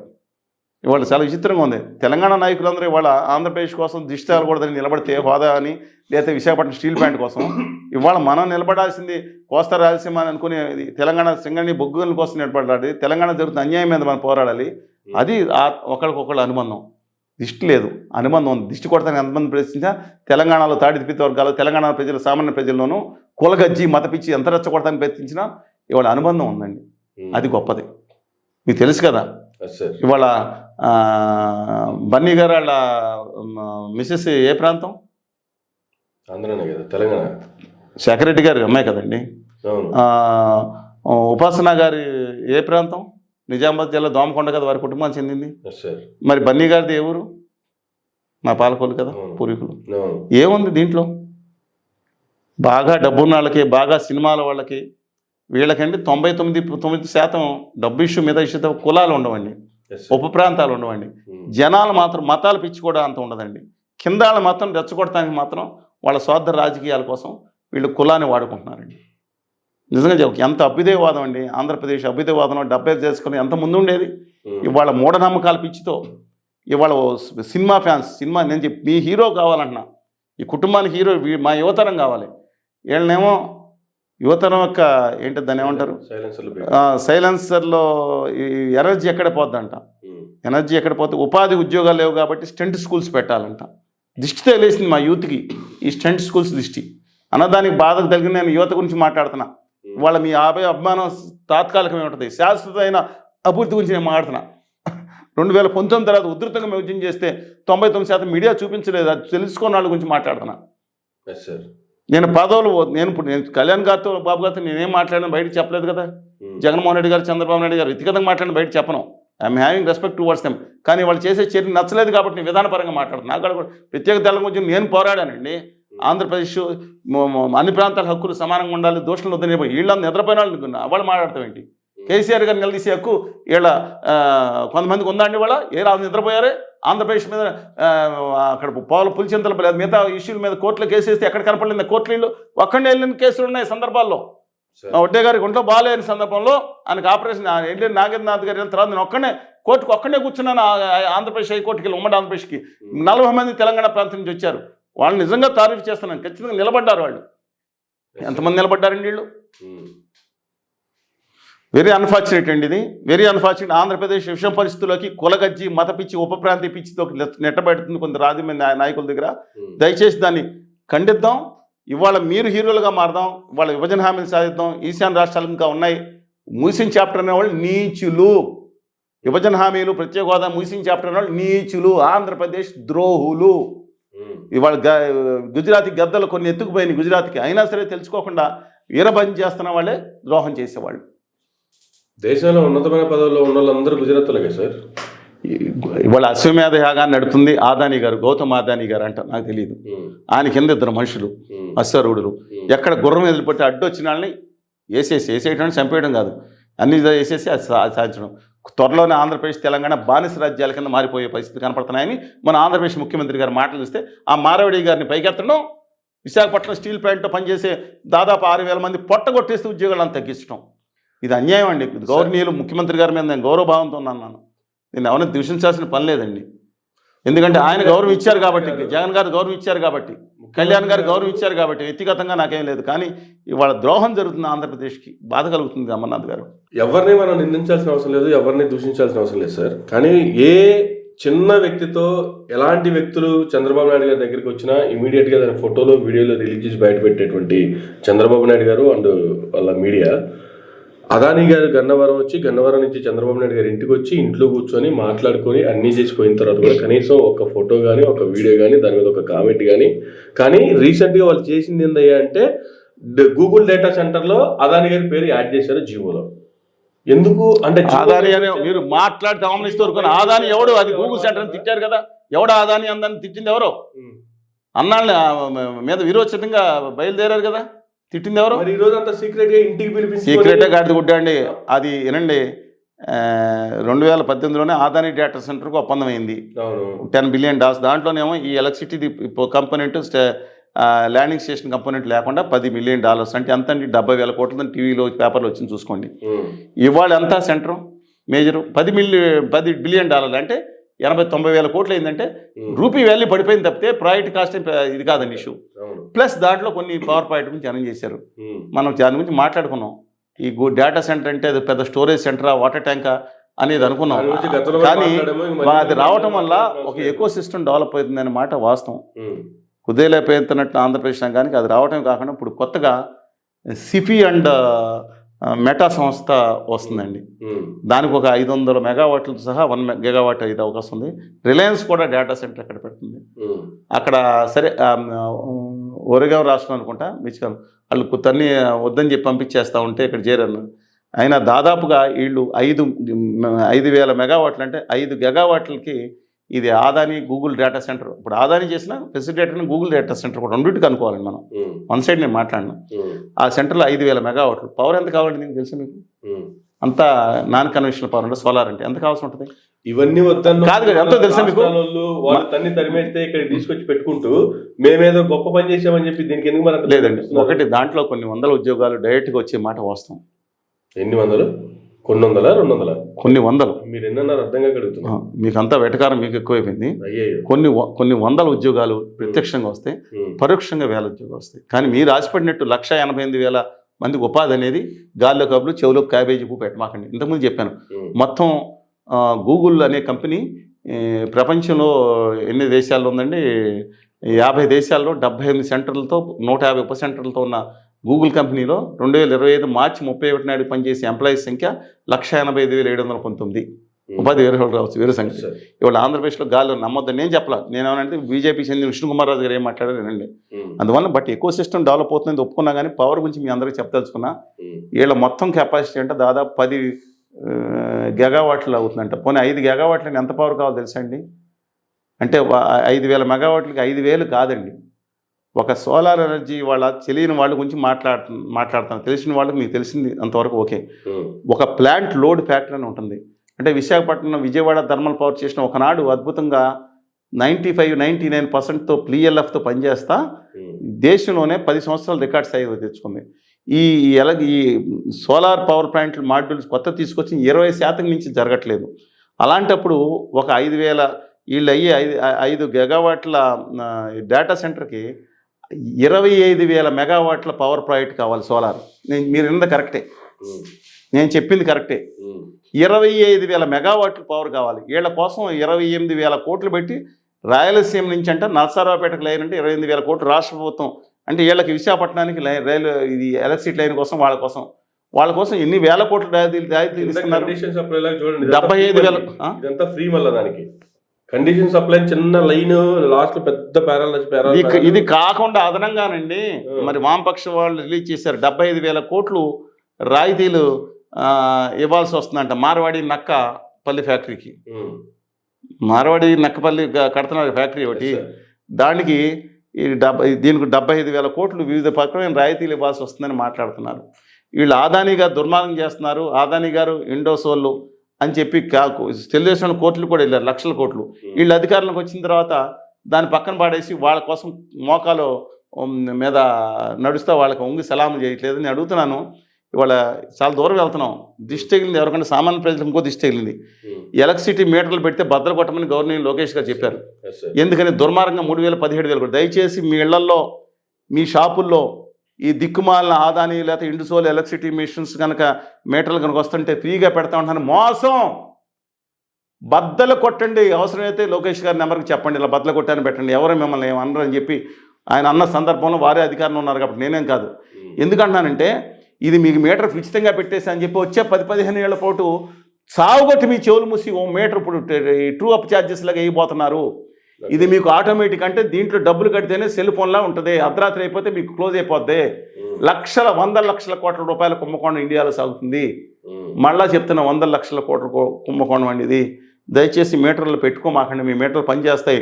దిక్కుమాల చైనా, ఆదాని, ఇండిసోల్ మీటర్లు వద్దు. వీళ్ళందరూ ఒకటే. ఈ ముఖ్యమైన రాజకీయ పార్టీలందరూ వాళ్ళకి బానిసలుగా మారిపోయా లేదా వాళ్ళే ఆలోచించుకోండి.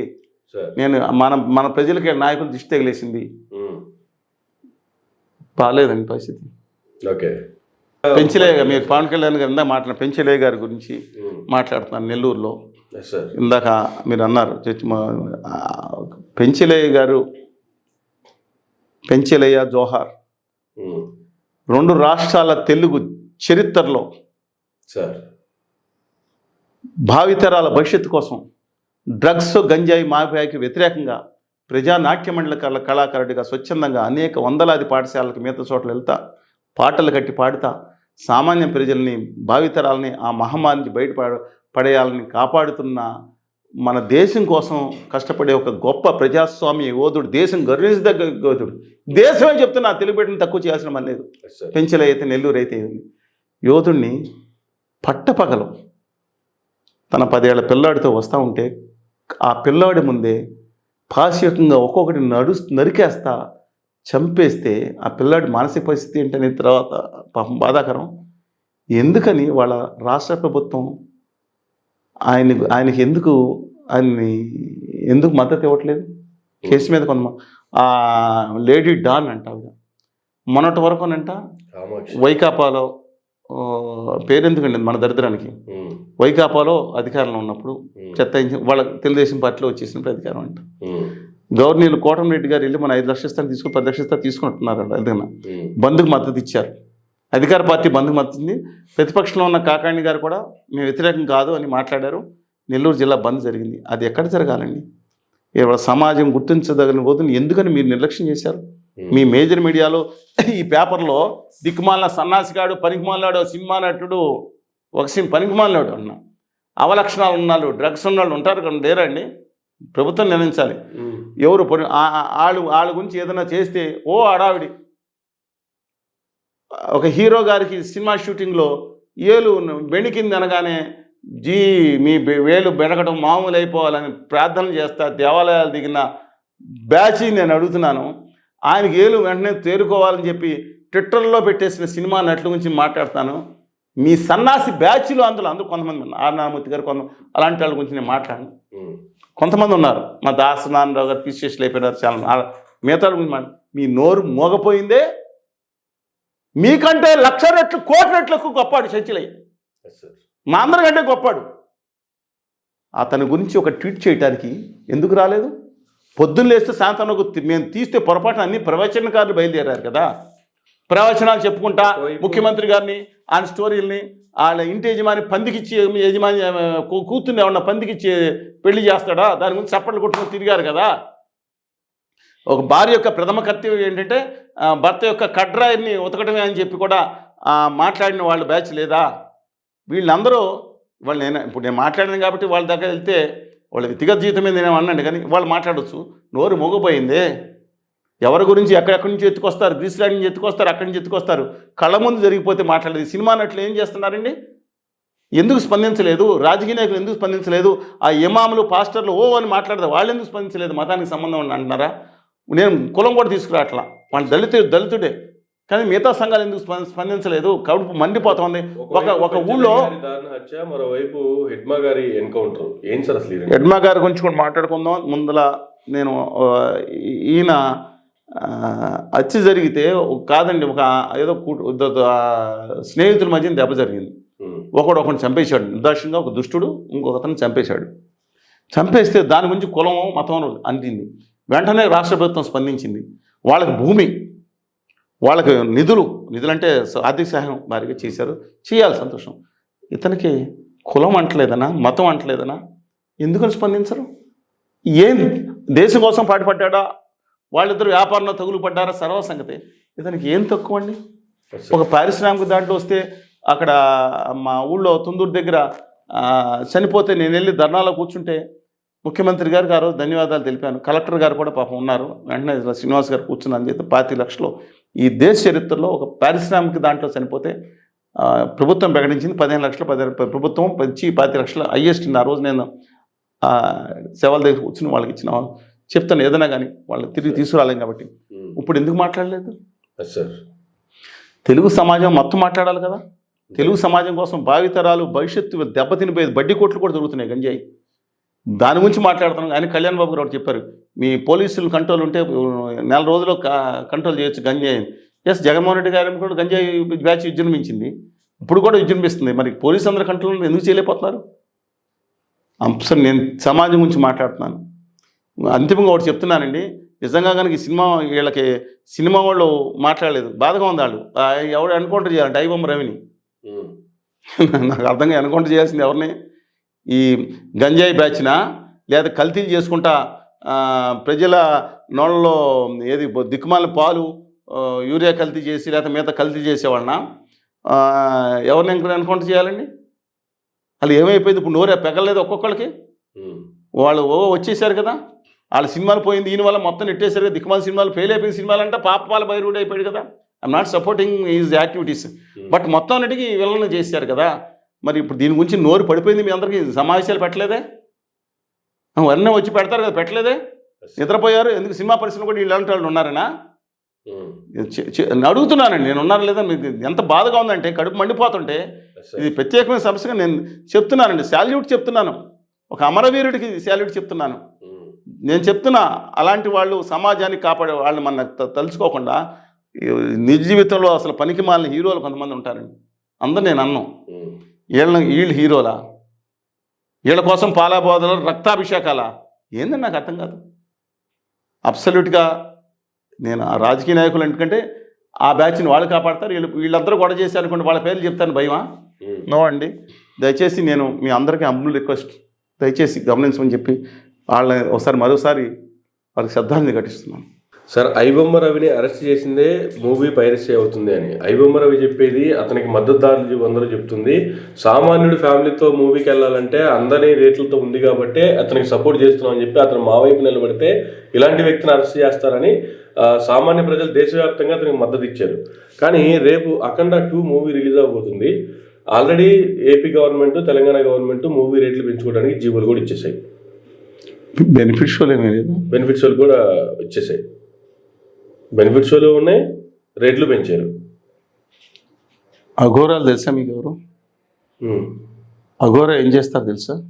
మొత్తం పక్కన పెట్టింది, చనిపోయిన వాళ్ళ శవాల పురులు తింటారంట. వాళ్ళు ఎవరితో సంసారం చేస్తారు తెలుసా? బతుకులు. ఆ విషయాలు చెప్పుకుంటే అసహ్యంగా ఉంటుంది. ఇక్కడ వాళ్ళని గ్లోరిఫై చేయటం అనేది ఎంతవరకు కరెక్ట్ అనేది వాళ్ళకి వదిలిపెడుతున్నాను. అలాంటి అఘోర మంచి చేసాడు. సరే, తర్వాత సినిమా నేను చూడలేదు, ఇంకా రాలేదు కాబట్టి బెనిఫిట్ షోకి వెళ్ళే అలవాటు లేదు. నేను ఒక్కనే బాలయ్య గారిని టార్గెట్ నేను చేయను. సమాజంలో మూఢనమ్మకాలు పెంచే ఒక దిక్కుమాలిన చర్యలు కొనసాగుతుంది. అభిదేవ్ భావాలు చచ్చిపోయేటట్టు చేస్తున్నారు. సినిమాలు వస్తున్నాయి కదా, మళ్ళీ తిరిగి తీస్తారా? Definite issue. సినిమాగా చూద్దాం.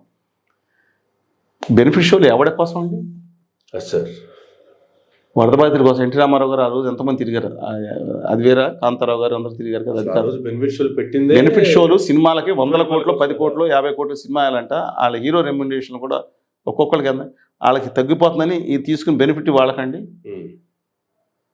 15,000 రూపాయలు ఎంప్లాయీస్, 20,000 రూపాయలు పిల్లలు గొడవ చేస్తే బెనిఫిట్కి 500, 1000, 1,500 రూపాయలు కొట్టుకుని వాళ్ళ ఆ తొక్కిసలాట్లో చనిపోతే, నేను చెప్పింది వాళ్ళ ఫ్యాన్స్కి బాధగా ఉన్నా వాళ్ళ గుండె లోతుల్లో ఏమాత్రం తడి ఉన్న ఆర్ద్రత అంట. చూసారా? శంకరపండ శంకరశాస్త్రి చెప్తారు, ఆర్ద్రత ఉంటే అర్థమవుతుంది. నేను చెప్పింది వాళ్ళ గురించి నేను మాట్లాడుతున్నా, సినిమా హీరో గురించి కాదు. ఏం చేయాలండి మనం? మీరు చెప్పండి ఒకసారి. ఆఖరికి సినిమాలు ఇష్టం వచ్చినట్టు. కానీ కళ్యాణ్ బాబు ఒక మాట చెప్పారు పాజిటివ్గా, మన ప్రభుత్వం వచ్చింది, ఇప్పుడు మన రేట్లు పెంచుకునే అవకాశం వచ్చింది. కానీ ఆయన కూడా చెప్పారు, నేను అవసరమైతే సినిమాలు ఫ్రీగా చూపిస్తాను. ఎవరికి పాజిటివ్? అది ఆయనకు పాజిటివా? నాకు తెలియదండి. పాజిటివ్గా ఒక మాట చెప్పారు కళ్యాణ్ గారు అన్నారు కదా, ఎవరికి పాజిటివ్? సినిమా హీరోలకు పాజిటివ్. ఓకే. ఇవాళ ఇంకోటి చెప్తున్నాను, నిర్మాతల కోసం మీరు లేరంటే సామాన్య కళాకారుల కోసం, నిర్మాతల కోసం కూడా నాలాంటి వాళ్ళు మాట్లాడాలి. పెద్ద సినిమా నిర్మాత చిరంజీవి గారు, ఎన్టీ రామారావు గారు చేసిన పెద్ద సినిమా నిర్మాత. ఎక్కడ చూసినా ఆయన పేరే చూస్తేనే రేపు భారీ సినిమానే అంటారు. చిత్రాలు తెలచప్పుడు మేము చిన్నప్పటి నుంచి చూసేవాళ్ళం. అలాంటి వ్యక్తి వాళ్ళ సతీమణి గారు హైదరాబాద్ ఫిల్మ్నగర్ కల్చర్ సెంటర్లో ఆయన మెంబర్గా ఉండి చనిపోతే చెన్నైలో ఉంటారు కదా, 6 సార్లు ఫోన్ చేసి ఆర్థిక సాయం 6 లక్షలు ఇస్తారు, చాలా కష్టంగా ఉంది ఇల్లు కట్టడం. నాకు అర్థం కాలేదు. ఈ సినిమా నిర్మాతలు వాళ్ళు చేతికి వెళ్ళిపోయిన వాళ్ళు చాలామంది ఉంటారు. అంతకుముందు ఒక గోల్డ్ సినిమా అలాంటి అద్భుతమైన సినిమా తీసిన వ్యక్తి ఆఖరి టైంలో నేను చూశాను. చాలా విషాదకరంగా ఉండేది. 90% మంది సినిమా నిర్మాతలు అందరూ వాళ్ళ షెడ్యూల్కి వెళ్ళిపోయి ఉన్నారు, బాధపడుతున్నారు. ఒక్కొక్కళ్ళ బాధ. 90% మంది సినిమా హీరోలు వందల వేలాది పదుల సంఖ్యలో కోట్ల రూపాయలతో అలరారుతున్నారు. పైగా ప్రజలకి వీళ్ళు గాడ్స్ కింద మారిపోయారు, సెమీ గాడ్స్ కింద. ఇవాళ సినిమా నిర్మాతల పక్షాన మాట్లాడుతున్నాను, సామాన్యమైన కళాకారుల కింద మాట్లాడుతున్నాను, మట్టిలో మాణిక్యాల గురించి మాట్లాడుతున్నాను. వీళ్ళ కుటుంబంలోనే ఫ్యామిలీ ప్యాకేజ్ 15 మంది హీరోలు ఉంటారు. సరే పోనే డ్రెస్ మేకప్ మ్యాన్లు ఉన్నారా, డ్రెస్ డిజైనర్ ఉన్నారా, లేకపోతే సినిమా డైరెక్టర్లు ఉన్నారు, మళ్ళీ వీళ్ళ కుటుంబాల్లోనే వాళ్ళే ఉంటారు. టాలెంట్ని తొక్కేస్తున్నారు, వీళ్ళే మాట్లాడతారు. మరి కామెడీగా ఉందండి ఇది. నేను ఏమన్నాను, ఇవాళ మట్టం బలగం ఆయన పేరు వేణువా, వేణు ఎంతమంది అద్భుతమైన సినిమాలు తీసాడండి. ఎలాంటి వాళ్ళు ఎంతమంది ఉన్నారండి. జానపద సాహిత్యాలను ఎంతమంది ఎవరు తొక్కేశారండి. కళాకారుని కొన్ని ప్రాంతాలను ఎవరు హ్యాండిల్ చేశారండి. అందరూ నేను మంచివాళ్ళు ఉన్నారు. వాళ్ళ హోదా ఉద్యమంలో మాకు చాలా బాధగా ఉందండి. వాళ్ళ సరే ఐబొమ్మ అతను చేసిన దాన్ని నేను సమర్థించను, మిగతా వాళ్ళు సమర్థించుకోవచ్చు, ఇట్స్ నాట్. కానీ అది మాట్లాడేటప్పుడు ఇది కూడా మాట్లాడాలి. మీరు సినిమా హాల్ లోపలికి వెళ్తే కొన్ని సినిమా హాల్ లోపల 400 రూపాయలు పాప్కార్న్, మిమ్మల్ని మీరు బ్లాక్మెయిల్ గురి అవుతారు, దిష్టి కొట్టేస్తారు. ఎందుకు పిల్లల దిష్టి, ఎందుకంటే వచ్చారనుకోండి, నాన్న మాకు ఇవ్వ అంటే సినిమా టికెట్ ఏమో 150 పెట్టుకుంటారు అనుకోండి. మామూలుగా ఎప్పుడో సినిమా అయిపోయిన 4 రోజుల తర్వాత వెళ్ళిందో ముందర 1000-2000 పెట్టుకుంటున్నాను. వెళ్ళిన తర్వాత భార్య అంటది ప్యాకే కాంబో కొని, దాంతోపాటు ఇంకోటి అంటాడు 700. అది కొనివ్వాలన్నాడు, మీరేం పెద్ద అంటే ఏం చేయాలి, చచ్చినట్టు ఇంకా చేతకాంతనం కాదని కొనివ్వాలి. పరిస్థితి దోపిడీ కాదు అది. మంచినీళ్ళ బాటిల్ 50 రూపాయలు తక్కువ స్పెషల్ బాటిల్ అంట. పోనీ అక్కడి నుంచి వెళ్ళే తాగేదేమో సరిగ్గా పెట్టరు, కిందకి వెళ్ళి ఉంటుంది, లోపలికి తీసుకెళ్ళినారు. ఏంటి పరిస్థితి? అబ్సల్యూట్గా అందరు నేను అంటలేదండి. సినిమా వాళ్ళు వీళ్ళు చేసేది ఏంటి, ఒక్కొక్కళ్ళు సమాజ ఉద్ధారకులుగా మాట్లాడతారు. వీళ్ళ ఫ్యాన్స్ ఒక ఇంటర్వ్యూ ఇచ్చారంటే ఈ 10 లక్షల మంది చూస్తారు. మన ఇంటర్వ్యూ ఎంతమంది చూస్తున్నారు? ఇలా తిట్టుకునే వాళ్ళు ఎక్కువ మంది ఉంటారు. తిట్టుకోండి, అంతమంది ఇచ్చారు, ఇంకెంతమంది తిడతారు, తిట్టుకోండి. వాళ్ళు తిట్లే దీవులు అనుకుందాము అంతే. అంతకుమించి ఏం చెప్పగలుగుతానండి. బాధగా ఉంది సమాజం పట్ల. సరే, ఈరోజు ఐబొమ్మ రవి పరిస్థితి చూస్తే అతనుకున్న టాలెంట్కి ముగ్ధులైపోయి సైబర్ క్రైమ్ డిపార్ట్మెంట్కి అడ్వైజర్గా నియమించుకునే పరిస్థితికి వచ్చాడు. మీరు ఐబొమ్మ గురించి మాట్లాడుతున్నారు, నేను ఈయన గురించి మాట్లాడుతాను సార్. నేను పెంచలే, ఇప్పుడు మాట్లాడాను కదా మనం. సార్, గ్రేట్ హీరోస్ కల్పించుకోలేను. అతను రాంగ్ దారిని పెట్టాడు. కుటుంబ నేపథ్యం అని వాళ్ళ తండ్రి గారు అన్నాడు, వాళ్ళ అమ్మ క్రిమినల్ మెంటాలిటీ వచ్చిందని. దయచేసి పిల్లల గురించి పట్టించుకోమని చెప్పి నేను కోరుతా ఉన్నాను. అందుకని నా ఉద్దేశం ఏంటంటే, అతను తప్పుదారి పెట్టాడు. అతను తిరిగి సమాజ సేవకు ఉపయోగపడేటట్టు పడితే ప్రజలు హర్షిస్తారు. ఇప్పుడు వీళ్ళు ఇదే పని చేస్తున్నారు కదా, సమాజానికి ఉపయోగపడే ప్రయత్నం చేస్తున్నారు కదా. అంటే ఎథికల్ హ్యాకర్స్ ఉంటారు, ఎథికల్ హ్యాకర్స్ అని ఉంటారు, వాళ్ళు సమాజానికి ఉపయోగపడే చేస్తారు. అలా మారచ్చు. ఆయన శిక్ష ఏదో పడినామండి. కానీ ఆయన మొత్తం ఒక కుదిపేశాడు ఇండస్ట్రీని. దురదృష్టం ఏంటంటే, షెడ్డుకి వెళ్ళిపోయిన సినిమా వాళ్ళు అందరూ వచ్చేసి హీరోలు వచ్చి కొంతమంది షెడ్డుకి వెళ్ళిపోయిన సినిమాలని మా సినిమాలు ఇతర వాళ్ళ పోయి సినిమా హరిహర గారి మీద నిజంగా ఈయన లేకపోతే కనుక 200 కోట్లు కలెక్ట్ చేసేది అంటున్నాడు ఒక ఫ్యాన్. చాలా అదే మరి అప్పుడు ఇవన్నీ లేడు కదా. ఇంకా చాలా ఉన్నాయి వెబ్సైట్లు అనుకోండి. ఇప్పుడు ఒక్కొక్కటి 800 కోట్లు కలెక్ట్ చేస్తున్నాం, చూద్దాం. That is wait and see అండి. సినిమాలో దమ్ము ఉంటే కలెక్ట్ చేస్తుంది. ఇవి కూడా తప్పండి, ఇది చేయకూడదు పైరసీ. ఎందుకంటే సామాన్యమైన కళాకారులు దెబ్బతింటారు నా ఉద్దేశం. అందువల్ల సినిమా టికెట్లు కూడా ప్రభుత్వాలు అఖండలు పెట్టుకునే ఉండు. కానీ ఎవరిని హీరోలు చేస్తున్నారో, ఏ క్యారెక్టర్ని హీరోలు చేస్తున్నారో ఈ పెంచిలేని హీరోగా చేయండి. తన కుర్రం తన కొడుకు ముందు నేను చెప్పాను కదా, ఈ పెంచిలేని హీరో చేయండి. అంతే తప్ప అఘోరాలని, శవాలను తినేవాళ్ళని, వాళ్ళ భక్తిభావం వరకు ఉంటే అంతవరకు గౌరవిద్దాం. వాళ్ళని హీరోలు చేయటం ఏంటండి? ఎక్కడ తీసుకెళ్ళిపోతున్నారండి సమాజాన్ని? రఘులాబెల్ స్టేజ్ తీసుకెళ్ళిపోతున్నారా? సార్, ఒకసారి హిడ్మా గారి ఎన్కౌంటర్కి సంబంధించి మాట్లాడుకుంటే ఏం చెప్తారు సార్? తప్పుదారి పట్టిన ఆయన తుపాకీ కొట్టడం ద్వారా రాజ్యం వస్తుందని ఒక హింసావాదానికి నేను పూర్తిగా వ్యతిరేకం. క్వశ్చనే లేదు దాంట్లో. ఇవాళ కానీ ఇంకోటి మాట్లాడుతున్నాను. 2026 మార్చి నాటికి ఉగ్రవాదాన్ని అంతం చేస్తామని చెప్పి ఆదాని గారి పార్టీకి సంబంధించిన వాళ్ళు ప్రకటించారు మార్చి 31 నాటికి. బహుశా ఆ విధంగా ఉగ్రవాదంలో 2 ఉన్నాయి. ఈ తీవ్రవాదం అనుకోండి. కానీ వీళ్ళందరూ కూడా నేను చెప్తున్నాను, తమ తాడిత పీడిత ప్రజానీకం కోసం ప్రాణాలు అర్పించడానికి ముందుకు వచ్చిన దేశభక్తుల్లో దారి తప్పిన దేశభక్తులు వీళ్ళు. నేను అలా ఎన్టీ రామారావు గారు కూడా ఈ కండిషన్ పెట్టుకున్నాను అన్నారు. ఆ హింసావాదాన్ని వ్యతిరేకిస్తున్నాను, దారి తప్పిన దేశభక్తులు వీళ్ళు. వీళ్ళందరూ 99% మంది ఇందులో చనిపోయిన వాళ్ళు చాలామంది కూడా తాడిత పీడిత ప్రజానీకం, గిరిజనులు, ఆదివాసీలు ఎక్కువ మంది ఉన్నారు. నేను కూడా గోండు తెగ సంబంధించిన వ్యక్తి. వాళ్ళ అమ్మాయిలా నడిచి వెళ్తూ ఉంటే చిత్రం చూశాను. కానీ నాణ్యానికి మండవకోణం ఏంటంటే అక్కడ పోలీస్ కానిస్టేబుల్స్ కూడా ఉద్యోగం కోసం వచ్చి ప్రాణాలు కోల్పోయారు. ఈ రాజ్యం ఆడుకుంటున్న ఆటలు ఇది. రాజ్యహింస అంటారు చూసారా, అది ఎవరి కోసం? తాడిత పీడిత కోసమా, లేదా గుజరాతీ మారాడు వ్యాపారుల కోసం, అక్కడ గనుల కోసమా? రేపు పొద్దున్న తెలుస్తుంది 5-10 ఏళ్లలో ఏం జరిగిందో. వీళ్ళ విధానాన్ని ఖండిద్దాం. కానీ మరి ఉగ్రవాదం అంటే మరి రెచ్చిపోయి మొన్న ఢిల్లీలో బాంబు పేల్చి చేసిన నీచ నికృష్ట పాకిస్తాన్ ప్రేరిత ఉగ్రవాదం ఎందుకు ఖండించలేదు? వాళ్ళు దేశ వ్యతిరేకులు, వాళ్ళు దేశద్రోహులు. వాళ్ళు మాత్రం యథేచ్ఛగా పెట్టలేకపోతున్నారు.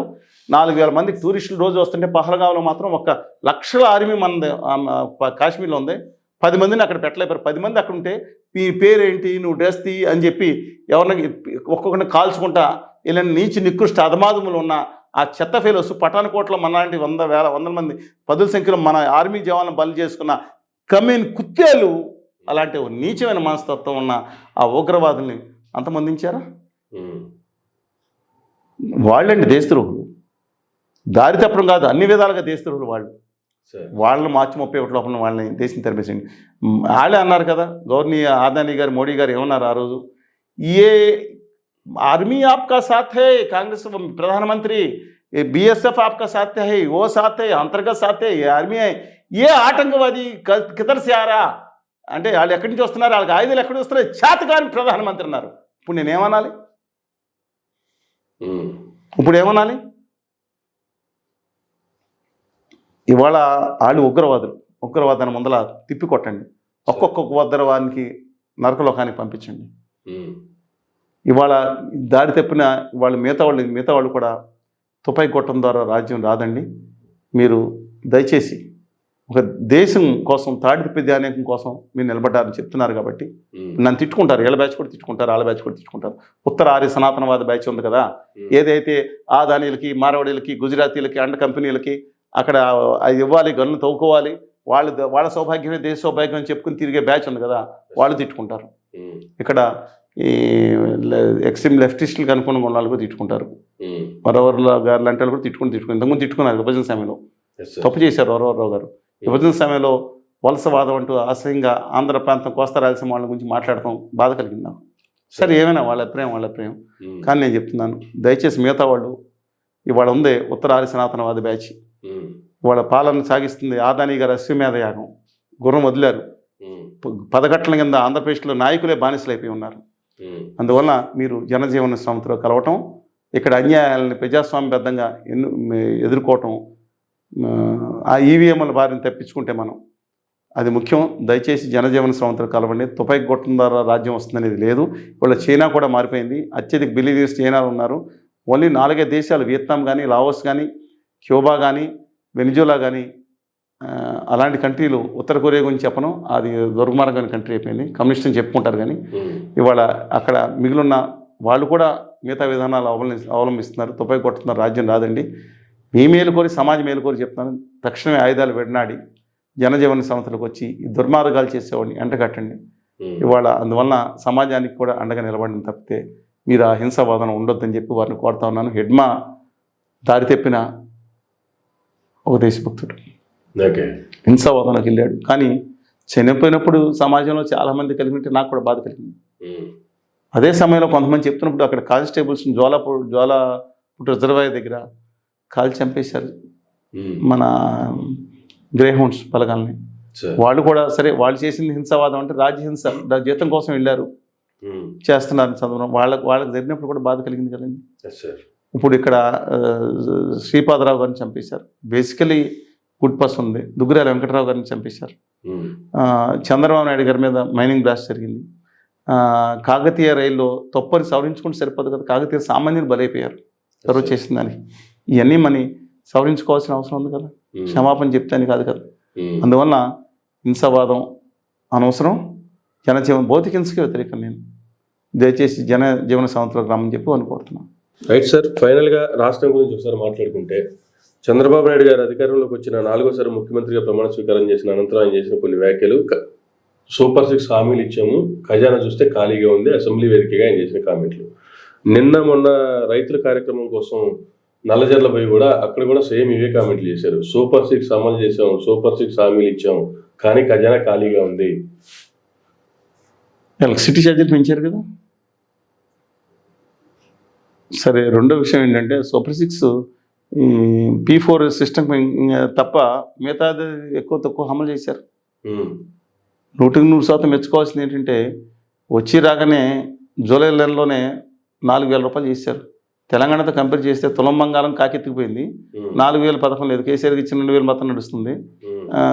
మిగతా దాంట్లో కంపేర్ చేసుకుంటే ఆయన ఇవ్వటమే కాకుండా జగన్ గారిని హేళన చేయడానికి అన్నట్లు అని కొంతమంది భావిస్తే అది నేను పక్కన పెట్టండి. జగన్ గారి పాలన ఉన్న దానికి కూడా 1,000 రూపాయలు చొప్పున కలిపి 3,000 ఇచ్చిన సంగతి ఎక్కడ ఉందా? ఇచ్చారు కదా మొత్తం. అలాగే మిగతా తల్లికి వందనం అనేది ఒక పిల్ల కాకపోతే 4 కన్నా, అంటే కొంచెం లోపాలు కొంత తగ్గించారు అనుకున్నా, ఎంతమంది కూడా ఉందండి అది. అది ఇవ్వడం జరుగుతుంది కదా. మిగతా స్కీమ్లు కొన్ని లోపాలు ఉన్నా సరే అమలు జరుగుతున్నాయి కదా. ఈ P4 మహిళలకు 1,500 రూపాయలు అనే స్కీమ్ తప్పితే నడుస్తున్నాయి. ఖజానా ఖాళీగా ఉంది. దివాళి ఎత్తే పరిస్థితి, శ్రీలంక ఎత్తే పరిస్థితి నేను అన్నా కానీ ఖజానా ఖాళీగా ఉన్నట్టు కనపడుతుంది. నిజమే అంది. కానీ ఆల్మోస్ట్ 2,60,000 కోట్ల తప్పులు కూడా అయినాయి కదా. మరి అప్పులన్నీ ఏమవుతున్నట్టు? ఖజానా ఖాళీగా ఉంది. ఇంతకుముందు అప్పులు ఏదైతేనే ఇప్పుడు అదే అవుతుంది. ఉన్నప్పుడు ఆ స్కీములు పెట్టారు. ఇప్పుడు స్కీములు కంటిన్యూ చేస్తున్నారు కదా. 2-3 స్కీములు తప్పితే అదే కంటిన్యూ చేస్తున్నారు. 1కి 4 రెట్లు ఇస్తున్నారు, తల్లికి వందనం అంటున్నారు. సరే, మిగతా కార్యక్రమాలు పెడుతున్నారు. ఇది రైతు బంధు, రైతు ఏదో స్కీమ్ పెట్టారు కదా, దాంట్లో వాళ్ళు పెంచి అన్నదాత సుఖీభావ్ ఇప్పుడు పెంచుతా ఈ సంవత్సరం నుంచి మళ్ళీ ఎక్కువ నిధులు చేసి, ఇప్పుడు కొంతమంది పడిందంటే మిగతా వాళ్ళు పడాల్సి ఉంటుంది. ఇవన్నీ ఇస్తున్నారు. అభివృద్ధి కార్యక్రమాలకు నిధులు ఎక్కడున్నాయి? అంటే మొత్తం రాష్ట్ర ప్రభుత్వాలను ఇలాగే అప్పుల పాలైపోతున్నాయా? ఇప్పుడు 3,000 ఇస్తే ఏదది శ్రీలంక అయిపోతుంది. ఇప్పుడు 4,000కి ఇస్తే శ్రీలంక బాగుపడింది. పర్ క్యాపిటల్కి మన ఆంధ్రప్రదేశ్, ఇండియా కంటే శ్రీలంక ఎక్కువ ఉందంట. నేను చెప్తున్నాను డిఫరెన్స్. బట్ అన్ఫార్చునేట్లీ ఒక ఫోకస్, హోదా విభజన హామీల మీద ఫోకస్ మర్చిపోయి, ఆ మార్వాడి ఫ్యాక్టరీ వచ్చింది, గుజరాతీ ఫ్యాక్టరీ వచ్చింది, ఆదాయం వచ్చి పెట్టాడు, వాళ్ళ కాళ్ళ మొక్కుతున్నాం అని సిస్టమ్ మీద వెళ్తాం మాత్రం బాధాకరం. యువతను ఉపాధి కనుక ప్రత్యేక హోదా వచ్చే రాయితీలన్నీ కనుక ఇచ్చి విభజన హామీలు అమలు చేయిస్తే యువత తీసుకొస్తారు. విశాఖపట్నం స్టీల్ ప్లాంట్ క్యాపిటివ్ మళ్ళీ చేసి ఆ ఇంట్రెస్ట్ వేసింది 14.9 ఇంట్రెస్ట్ మినహాయిస్తే 30,000 కోట్లు మిగులుతుంది దానికి ఇవాళ మొత్తం మొదటి నుంచి. అందువలన 12,000 కోట్లు క్యూములేటివ్ లాభం కూడా ఒకసారి చేసిన ఫ్యాక్టరీ అది. అందువలన అది రాష్ట్రానికి 4,000 కోట్లు ఇస్తుంది. అది ఆలోచించుకోవాలి.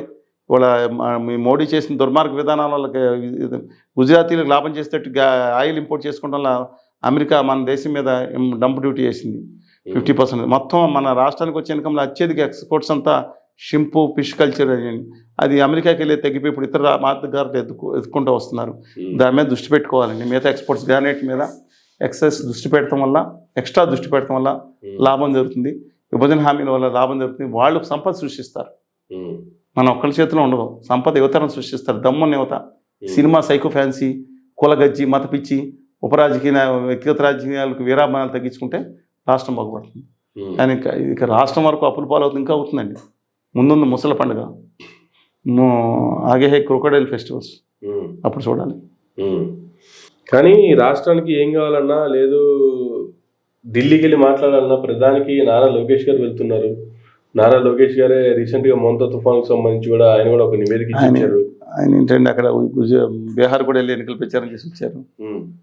చంద్రబాబు నాయుడు గారు ఇంటి పరిస్థితులు మోడీ గారు ఇటు సూర్యుడు అటు ఉదయించిన నమ్మరు. ఆదాని గారు, అమిత్ షా గారు అసలు నమ్మరు. ఇందాక మీరు ఆదాని గురించి నమ్ముతున్నారు, అసలు నమ్మరు. ఆదాని గారు జగన్మోహన్ రెడ్డి గారు నమ్ముతారు. ఓకే. మోడీ గారు అమిత్ షా గారు జగన్మోహన్ రెడ్డి గారు నమ్ముతారు. ఎందుకంటే పుత్రుడిగా చూసుకుంటామని చెప్పి అప్పుడే చెప్పారు. ఇప్పుడు కూడా పరోక్షంగా నమ్ముతారు. చంద్రబాబు నాయుడు గారు నమ్మరు. అందుకని చంద్రబాబు నాయుడు గారు వేరే అకౌంట్ లోకేష్ గారి ద్వారా పాపం అతనికే ఈయన ద్వారా నడిపిద్దామని అనుకుంటున్నారు. వాళ్ళు నమ్మరండి. ఆయన ఏదో ఇచ్చినట్టు నటిస్తాం, ఇచ్చినమ్మ వాయినం పుచ్చుకున్నమ్మ వాయినం తప్పితే ఆంధ్రప్రదేశ్ రాష్ట్రాన్ని నిజంగా కనుక పోలవరం ప్రాజెక్టు నిధులు కేటాయించి ప్రత్యేక హోదా ఇచ్చి మన అమరావతికి 4 ఏళ్లకి 60,000 కోట్లు ఇస్తే నేను దండం పెట్టి 1000 కొబ్బరికాయలు కొడతాను. నారా లోకేష్ గారి కార్యాలయం ముందు, ఆ బీజేపీ ఉత్తర భారతీయ జనతా పార్టీ కార్యాలయం ముందు 1000 కొబ్బరికాయలు కొట్టి నా చేతితో 1000 కొబ్బరికాయలు కొడతాను. అది నిజమైంది, సాధించినట్టు. అంతే తప్ప మనం ఇచ్చినప్పుడు వాయినమా పుచ్చుకున్నామా వాయినమా అని పెట్టుకుంటే బండి నడవదండి. కానీ ఎందుకంటే ప్రతిదానికి నారా లోకేష్ గారు ముందుంటాను. ఆ రాష్ట్రానికి కాబోయే ముఖ్యమంత్రి నారా లోకేష్ గారే అని నా అభిప్రాయం. కాబోయే ముఖ్యమంత్రి ఎందుకంటే ఆ బలం ఉంది. 130 సీట్లు తెలుగుదేశానికి ఉంది. చేసిన ఎవరు కాదనరు. ఇప్పుడు రాహుల్ గాంధీ గారు తీసుకోలేదు, అంత బలం ఉన్నా సరే ఆయనకు అధికారం వచ్చినా లోకేష్ గారు రాహుల్ గాంధీ గారు ఇద్దరికి పప్పులన్నీ ముద్ర వచ్చినా స్వయంగా కష్టపడి లోకేష్ గారు తన వ్యక్తిత్వాన్ని తనే డెవలప్ చేసుకున్నారు. అవమానాలు మలిచిన శిల్పం అది. అలాగే రాహుల్ గాంధీ గారు కూడా ఆయన పదవి, లోకేష్ గారు పదవికి దూరం కాదు, పదవి కావాలనుకుంటారు. ఆయన మంత్రి పదవి కూడా తీసుకోలేదు. ఎవరు? రాహుల్ గాంధీ గారు. ఈయన మంత్రి పదవి ఇంట్లో ఒత్తిడి వల్ల తీసుకుంటారని చెప్తారు. ఇంట్లో ఒత్తిడి వల్ల ఆయన ముఖ్యమంత్రి కూడా అవుతారని నా అభిప్రాయం. బిఫోర్ 29 బిఫోర్ 29 అన్న ఎప్పుడైనా రావచ్చు, ఏదైనా జరగవచ్చు. ఎట్టి పరిస్థితుల్లో ఆయనే కాబోయే ముఖ్యమంత్రి ఆంధ్రప్రదేశ్ రాష్ట్రానికి. కేటీఆర్ గారు విషయంలో కేసీఆర్ గారు చేసే మిస్టేక్ వాళ్ళ కుటుంబం చేయనివ్వదు. చాలా గట్టి ఒత్తిడి ఉంటుంది. చంద్రబాబు నాయుడు గారు మారిన మనిషిలా కనపడుతున్నాను. నేను చూశానండి, వ్యక్తిగతంగా మనం కలిశాను 2 సార్లు బహిరంగానే. కలిసినప్పుడు కొంత ఆప్యాయతలు కానీ బాలకోట గారికి లేకపోతే నాయుడు గారికి మిగతా వాళ్ళకి ఇవ్వటం, పదవులు ఇవ్వటం, మిగతా వాళ్ళు మాట్లాడటం, కొంచెం మారిన మనిషిలా కనపడుతున్నారు. అనుబంధం పోతం వాడి వదిలేసే చంద్రబాబు గారిగా కనపడలేదు. ఆ బాధ్యతలు లోకేష్ గారు స్వీకరించుకుంటున్నారు. కమర్షియల్నెస్గా ఆలోచించడం చంద్రబాబు నా అభిప్రాయం నేను చెప్పాను. ఇప్పుడు రాజశేఖర రెడ్డి గారి వ్యక్తిత్వం అనేది జగన్మోహన్ రెడ్డి గారికి వస్తుందంటే ఇద్దరు వ్యక్తిత్వాలు డిఫరెంట్ వ్యక్తిత్వాలు. రాజశేఖర రెడ్డి గారికి ఉన్న స్నేహపాత్రం, ఆయన తన మిత్రుల కోసం ఎంతైనా లేదు దారి జగన్మోహన్ రెడ్డి గారిలో కనపడతాం. అలాగే వ్యక్తిత్వాన్ని విశ్లేషించలేము. బట్ నేను మామూలుగా చెప్తాను, మీరు అడుగుతున్నారు కాబట్టి. సో 2029 బిఫోరే నారా లోకేష్ గారిని రాష్ట్రానికి సీఎంగా చూడబోతున్నాం. అయితే నా అభిప్రాయం కనుక, లేదంటే వచ్చిన సమాచారం కనుక, అక్కడ వస్తున్న ఒత్తిడిని, చంద్రబాబు నాయుడు గారి మీద వచ్చిన ఒత్తిళ్లు గనక ఎవరి నుంచి వస్తాయి ఆయన గుర్తులు? నారా లోకేష్ గారిని ఇంట్లోంచి వస్తాయి. ఇంట్లోంచి వస్తాయి. అంతకుమించి నేను మాట్లాడటం మంచిది కాదు. చాలా గౌరవప్రదంగా ఉండే మనుషులు నేను ఎందుకంటే గౌరవిస్తాను. చాలామంది రాజకీయ నాయకులు మిగతా వచ్చిన బ్రాహ్మణి గారు కానీ, భువనేశ్వర్ గారు కానీ, భారతి గారు కానీ, వీళ్ళు చాలా గౌరవప్రదంగా ఉండే మనుషులు నాకు అనిపిస్తారు. వ్యక్తిత్వం కానీ వాళ్ళది కానీ వాళ్ళ ప్రవర్తన కానీ చూస్తే చాలా హుందాగా ఉంటుంది. అందువల్ల నేను అంతకుమించి విమర్శించకూడదు. ఇంట్లో ఒత్తిడిలు ఉన్నాయని చెప్పాను. ఇంట్లో అర్థం చేసుకోండి. నేను మంత్రి అవడానికి కూడా ఇంట్లో ఒత్తిడి కారణం సరదా వాల్సిన వినిపిస్తున్నదే నేను మీకు చెప్పాను. ఎన్ఎస్ఎస్ చేసింది కాదు. అందువల్ల ముఖ్యమంత్రి అవడానికి ఖచ్చితంగా అవకాశాలు ఉన్నాయి. అవకాశం ఉంటుందని 130 సీట్లు ఉన్నాయి కాబట్టి 135 సీట్లు ఉన్నాయి. అదే 130 సీట్లు ఉన్నాయి కాబట్టి డైరెక్ట్ గా ముఖ్యమంత్రిగా ఆమోదించినా కూడా ఎవరు అడ్డు చెప్పేది లేదు కాబట్టి ఓకే. కానీ నెక్స్ట్ పవన్ కళ్యాణ్ గారు మళ్ళీ సపోర్ట్ చేసే అవకాశం ఉందా? పవన్ కళ్యాణ్ గారు కూడా ఆదాని గారు ఆశీస్సులు ఉన్నాయి కాబట్టి తర్వాత ముఖ్యమంత్రి అవకాశం ఉంటుంది. తర్వాత ముఖ్యమంత్రి అవుతారా లేదనే తర్వాత సంగతి. దీన్ని ఆయన ఆమోదిస్తారా? ఆయన ఆమోదించాలంటే 15 సంవత్సరాలు మేము కలిసే ఉండాలి, కూటమి ఇలాగే ఉండాలి, చంద్రబాబు గారు నాయకత్వం అగ్రిమెంట్ వస్తుందండి. చంద్రబాబు నెక్స్ట్ టైం పవన్ కళ్యాణ్ గారు పదే చెప్తున్నారు 2029 తర్వాత మనందరం కలిసి కట్టిగా అధికారం తర్వాత 29 తర్వాత లోకేష్ గారి కంటిన్యూ అయిన తర్వాత కొంతకాలం ముఖ్యమంత్రిగా ఉంటామని వాళ్ళిద్దరి మధ్య అగ్రిమెంట్ అయినా అవుతుందేమో తెలియదు. ఓకే. చంద్రబాబు నాయుడు గారు, కళ్యాణ్ గారు మరియు ఆదాని గారి నేతృత్వంలో సాగే ఆదాని గారిని అర్థంగా దాష్టికం చేసే బ్యాచ్ అని అర్థం. వాళ్ళ నేతృత్వంలో ఇద్దరు వాళ్ళ అనుచరులు ఉన్నారు. మోడీ గారు, అమిత్ షా గారు, ముగ్గురు గుజరాతీలు, ముగ్గురు మరాఠాలకు తెలియదు కానీ ముగ్గురు గుజరాతీలు దేశాన్ని శాసిస్తున్నారు, అస్థిమేకం చేస్తున్నారు. వాళ్ళు ఆంధ్రప్రదేశ్లో బానిస ప్రభుత్వాలను సృష్టించారు. వాళ్ళ బాధ అనేది వాళ్ళ అభిమానులకు బాధ కన్నా స్వప్న వ్యక్తిత్వానికి తెలుస్తుంది. అంబానీ గారిని పక్కకు పంపించారు దీంట్లో. ఎవరండి అంబానీ గారిని పక్క కింద పెట్టారు? అంబానీ గారు ఆయన బాధలు ఆయన పడుతున్నాడు. ఆదాని గారు దెబ్బ తట్టుకోలేకుండా అనేది నిజమే కదా, పక్కన పెట్టిన ఆయనకి ఏదో ఇంపోర్ట్ ఆయిల్ చేసుకుని ఆయన జీవనాన్ని సాగిస్తున్నారు. ఆదాని గారు ఎప్పుడు ఇతరులని ఏదో 100 సందర్భాలు, ఒక సందర్భం 99 సందర్భం ఇతరుల పేకల మీద కత్తులు పెట్టి ఇలాగా ఉత్తర భారతీయ గుజరాతీ అహంకారం చూపించి అడ్డంగా పెన్నా ప్రతాప్ రెడ్డి గారిదో, జీవి కృష్ణారెడ్డి గారిదో, మన గంది మల్లికార్జునరావు గారిదో ఈయన ఎవరండి కృష్ణపట్నం పోర్టు శ్రీధర్ గారు వాళ్ళ నాన్నగారు ఆయనదో, తర్వాత డివిఎస్ రాజు గారితో కాజీ లేదు ఓకే మధుసూదన్ రావు గారితో. ఆయన అందుకని అదాని గారు లూప్ హోల్స్ వాడుకుని పైకి వచ్చాడు. ఓకే ఈయన పీకల మీద కత్తి పెట్టి వాళ్ళ అనుసరులు ఈ దేశాన్ని శాసిస్తున్నాడు 200 మందితో. ఈ దేశానికి ఏకఛత్రపతి కమాండర్ ఇన్ చీఫ్ అనమాట. అదాని గారు కమాండర్ ఇన్ చీఫ్ గట్టిగా మాట్లాడితే మీ ప్రాణం కూడా పోద్దామన్న పరిస్థితి వస్తుంది. పరిస్థితి వచ్చిన ఆశ్చర్యపడద్దు. పరిస్థితి చాలా విషమ పరిస్థితిలో ఉంది. కౌనీ క్యాపిటలిజం పెరిగిపోయింది. ఎన్నికలు గిదుకలు ఆయన శాసిస్తున్నారా లేదని అదాని అంటే అర్థంగా దాష్టికం చేసేవాళ్ళంతా. గౌతమ్ అదాని గారు వాళ్ళ నేతృత్వంలో వాళ్ళ అశ్వమేధ యాగం సాగుతుంది. ప్రభుత్వాలు బానిస ప్రభుత్వాలు అయిపోతున్నాయి. వాళ్ళ కర్ణాటకలో కూడా రేపు కొత్త కర్ణాటకం జరగబోతుంది. ఎవరో ఒకళ్ళు ఆడి గుట్లోకి వెళ్ళిపోతారు. ఇక ఎవరు ఆపే ప్రశ్న లేదు. ఆయన వేసారు ఒరిస్సాలో బిజు పట్నాయక్ లాంటి ఆత్మగౌరవం వ్యక్తిని వేసారు. ఇంకా దేవుని బతకనివ్వరు. బతకనంటే రాజకీయంగా. ఆంధ్రప్రదేశ్లో 3 బానిసల చేత నడిపిస్తున్నారని వార్తలు వస్తున్నాయి. Letters wait and see. So ఇటువంటి కార్పొరేట్స్ వాళ్ళ చేతుల్లో పాలిటిక్స్ నడుస్తున్నప్పుడు దేశంగానే రాష్ట్రంగానే పరిస్థితులు ఏంటి సార్ నెక్స్ట్? ఓ పక్కనే మీరు ఎడ్మా గారిని లోపల పంపించారు మీరందరూ కలిసి. సరే వెళ్ళిపోయింది. ఎలా రావాలి ప్రజల్లో, మధ్యతరగతి ప్రజల్లో తిరుగుబాటు జంజీ ఇతర చోట్ల బాగా వచ్చింది. దెబ్బతో లేపు పడేశారు. ఈజిప్ట్లో ఒక రోజు వచ్చింది, శ్రీలంకలో వచ్చింది, వాళ్ళ బంగ్లాదేశ్ వచ్చింది. ఇక్కడ ఇండియాలో రావడానికి ఆంధ్రప్రదేశ్ మతం ఒకటి కులగజ్జి ఒకటి అడ్డుపడుతున్నాయి. జంజీ అద్భుతమైన కులగజ్జి బాగా రుద్దారు. ఇలా కుల ద్వేషం రుద్దారు. మత పిచ్చి రుద్దుకొచ్చారు. ఇప్పుడు ఉత్తర భారతీయ జనతా పార్టీ బ్యాచ్ ఉప ప్రాంతి చిచ్చు, ఒక ప్రాంతానికి ఒక ప్రాంతం చిచ్చు పెడతాం అంటే నేను విశాఖపట్నం ఇదే నా రాజధాని, ఎవడో కొన్ని కర్నూలు ఇదే రాజధాని అని వాళ్ళ మాట్లాడరు. 3 రాజధానులు చేసి దారి తెప్పిన కక్షాదింపు కలిపిన జగన్మోహన్ రెడ్డి గారి గురించి మాట్లాడతాం. మీకు అర్థమైంది కదండి ఇష్యూ.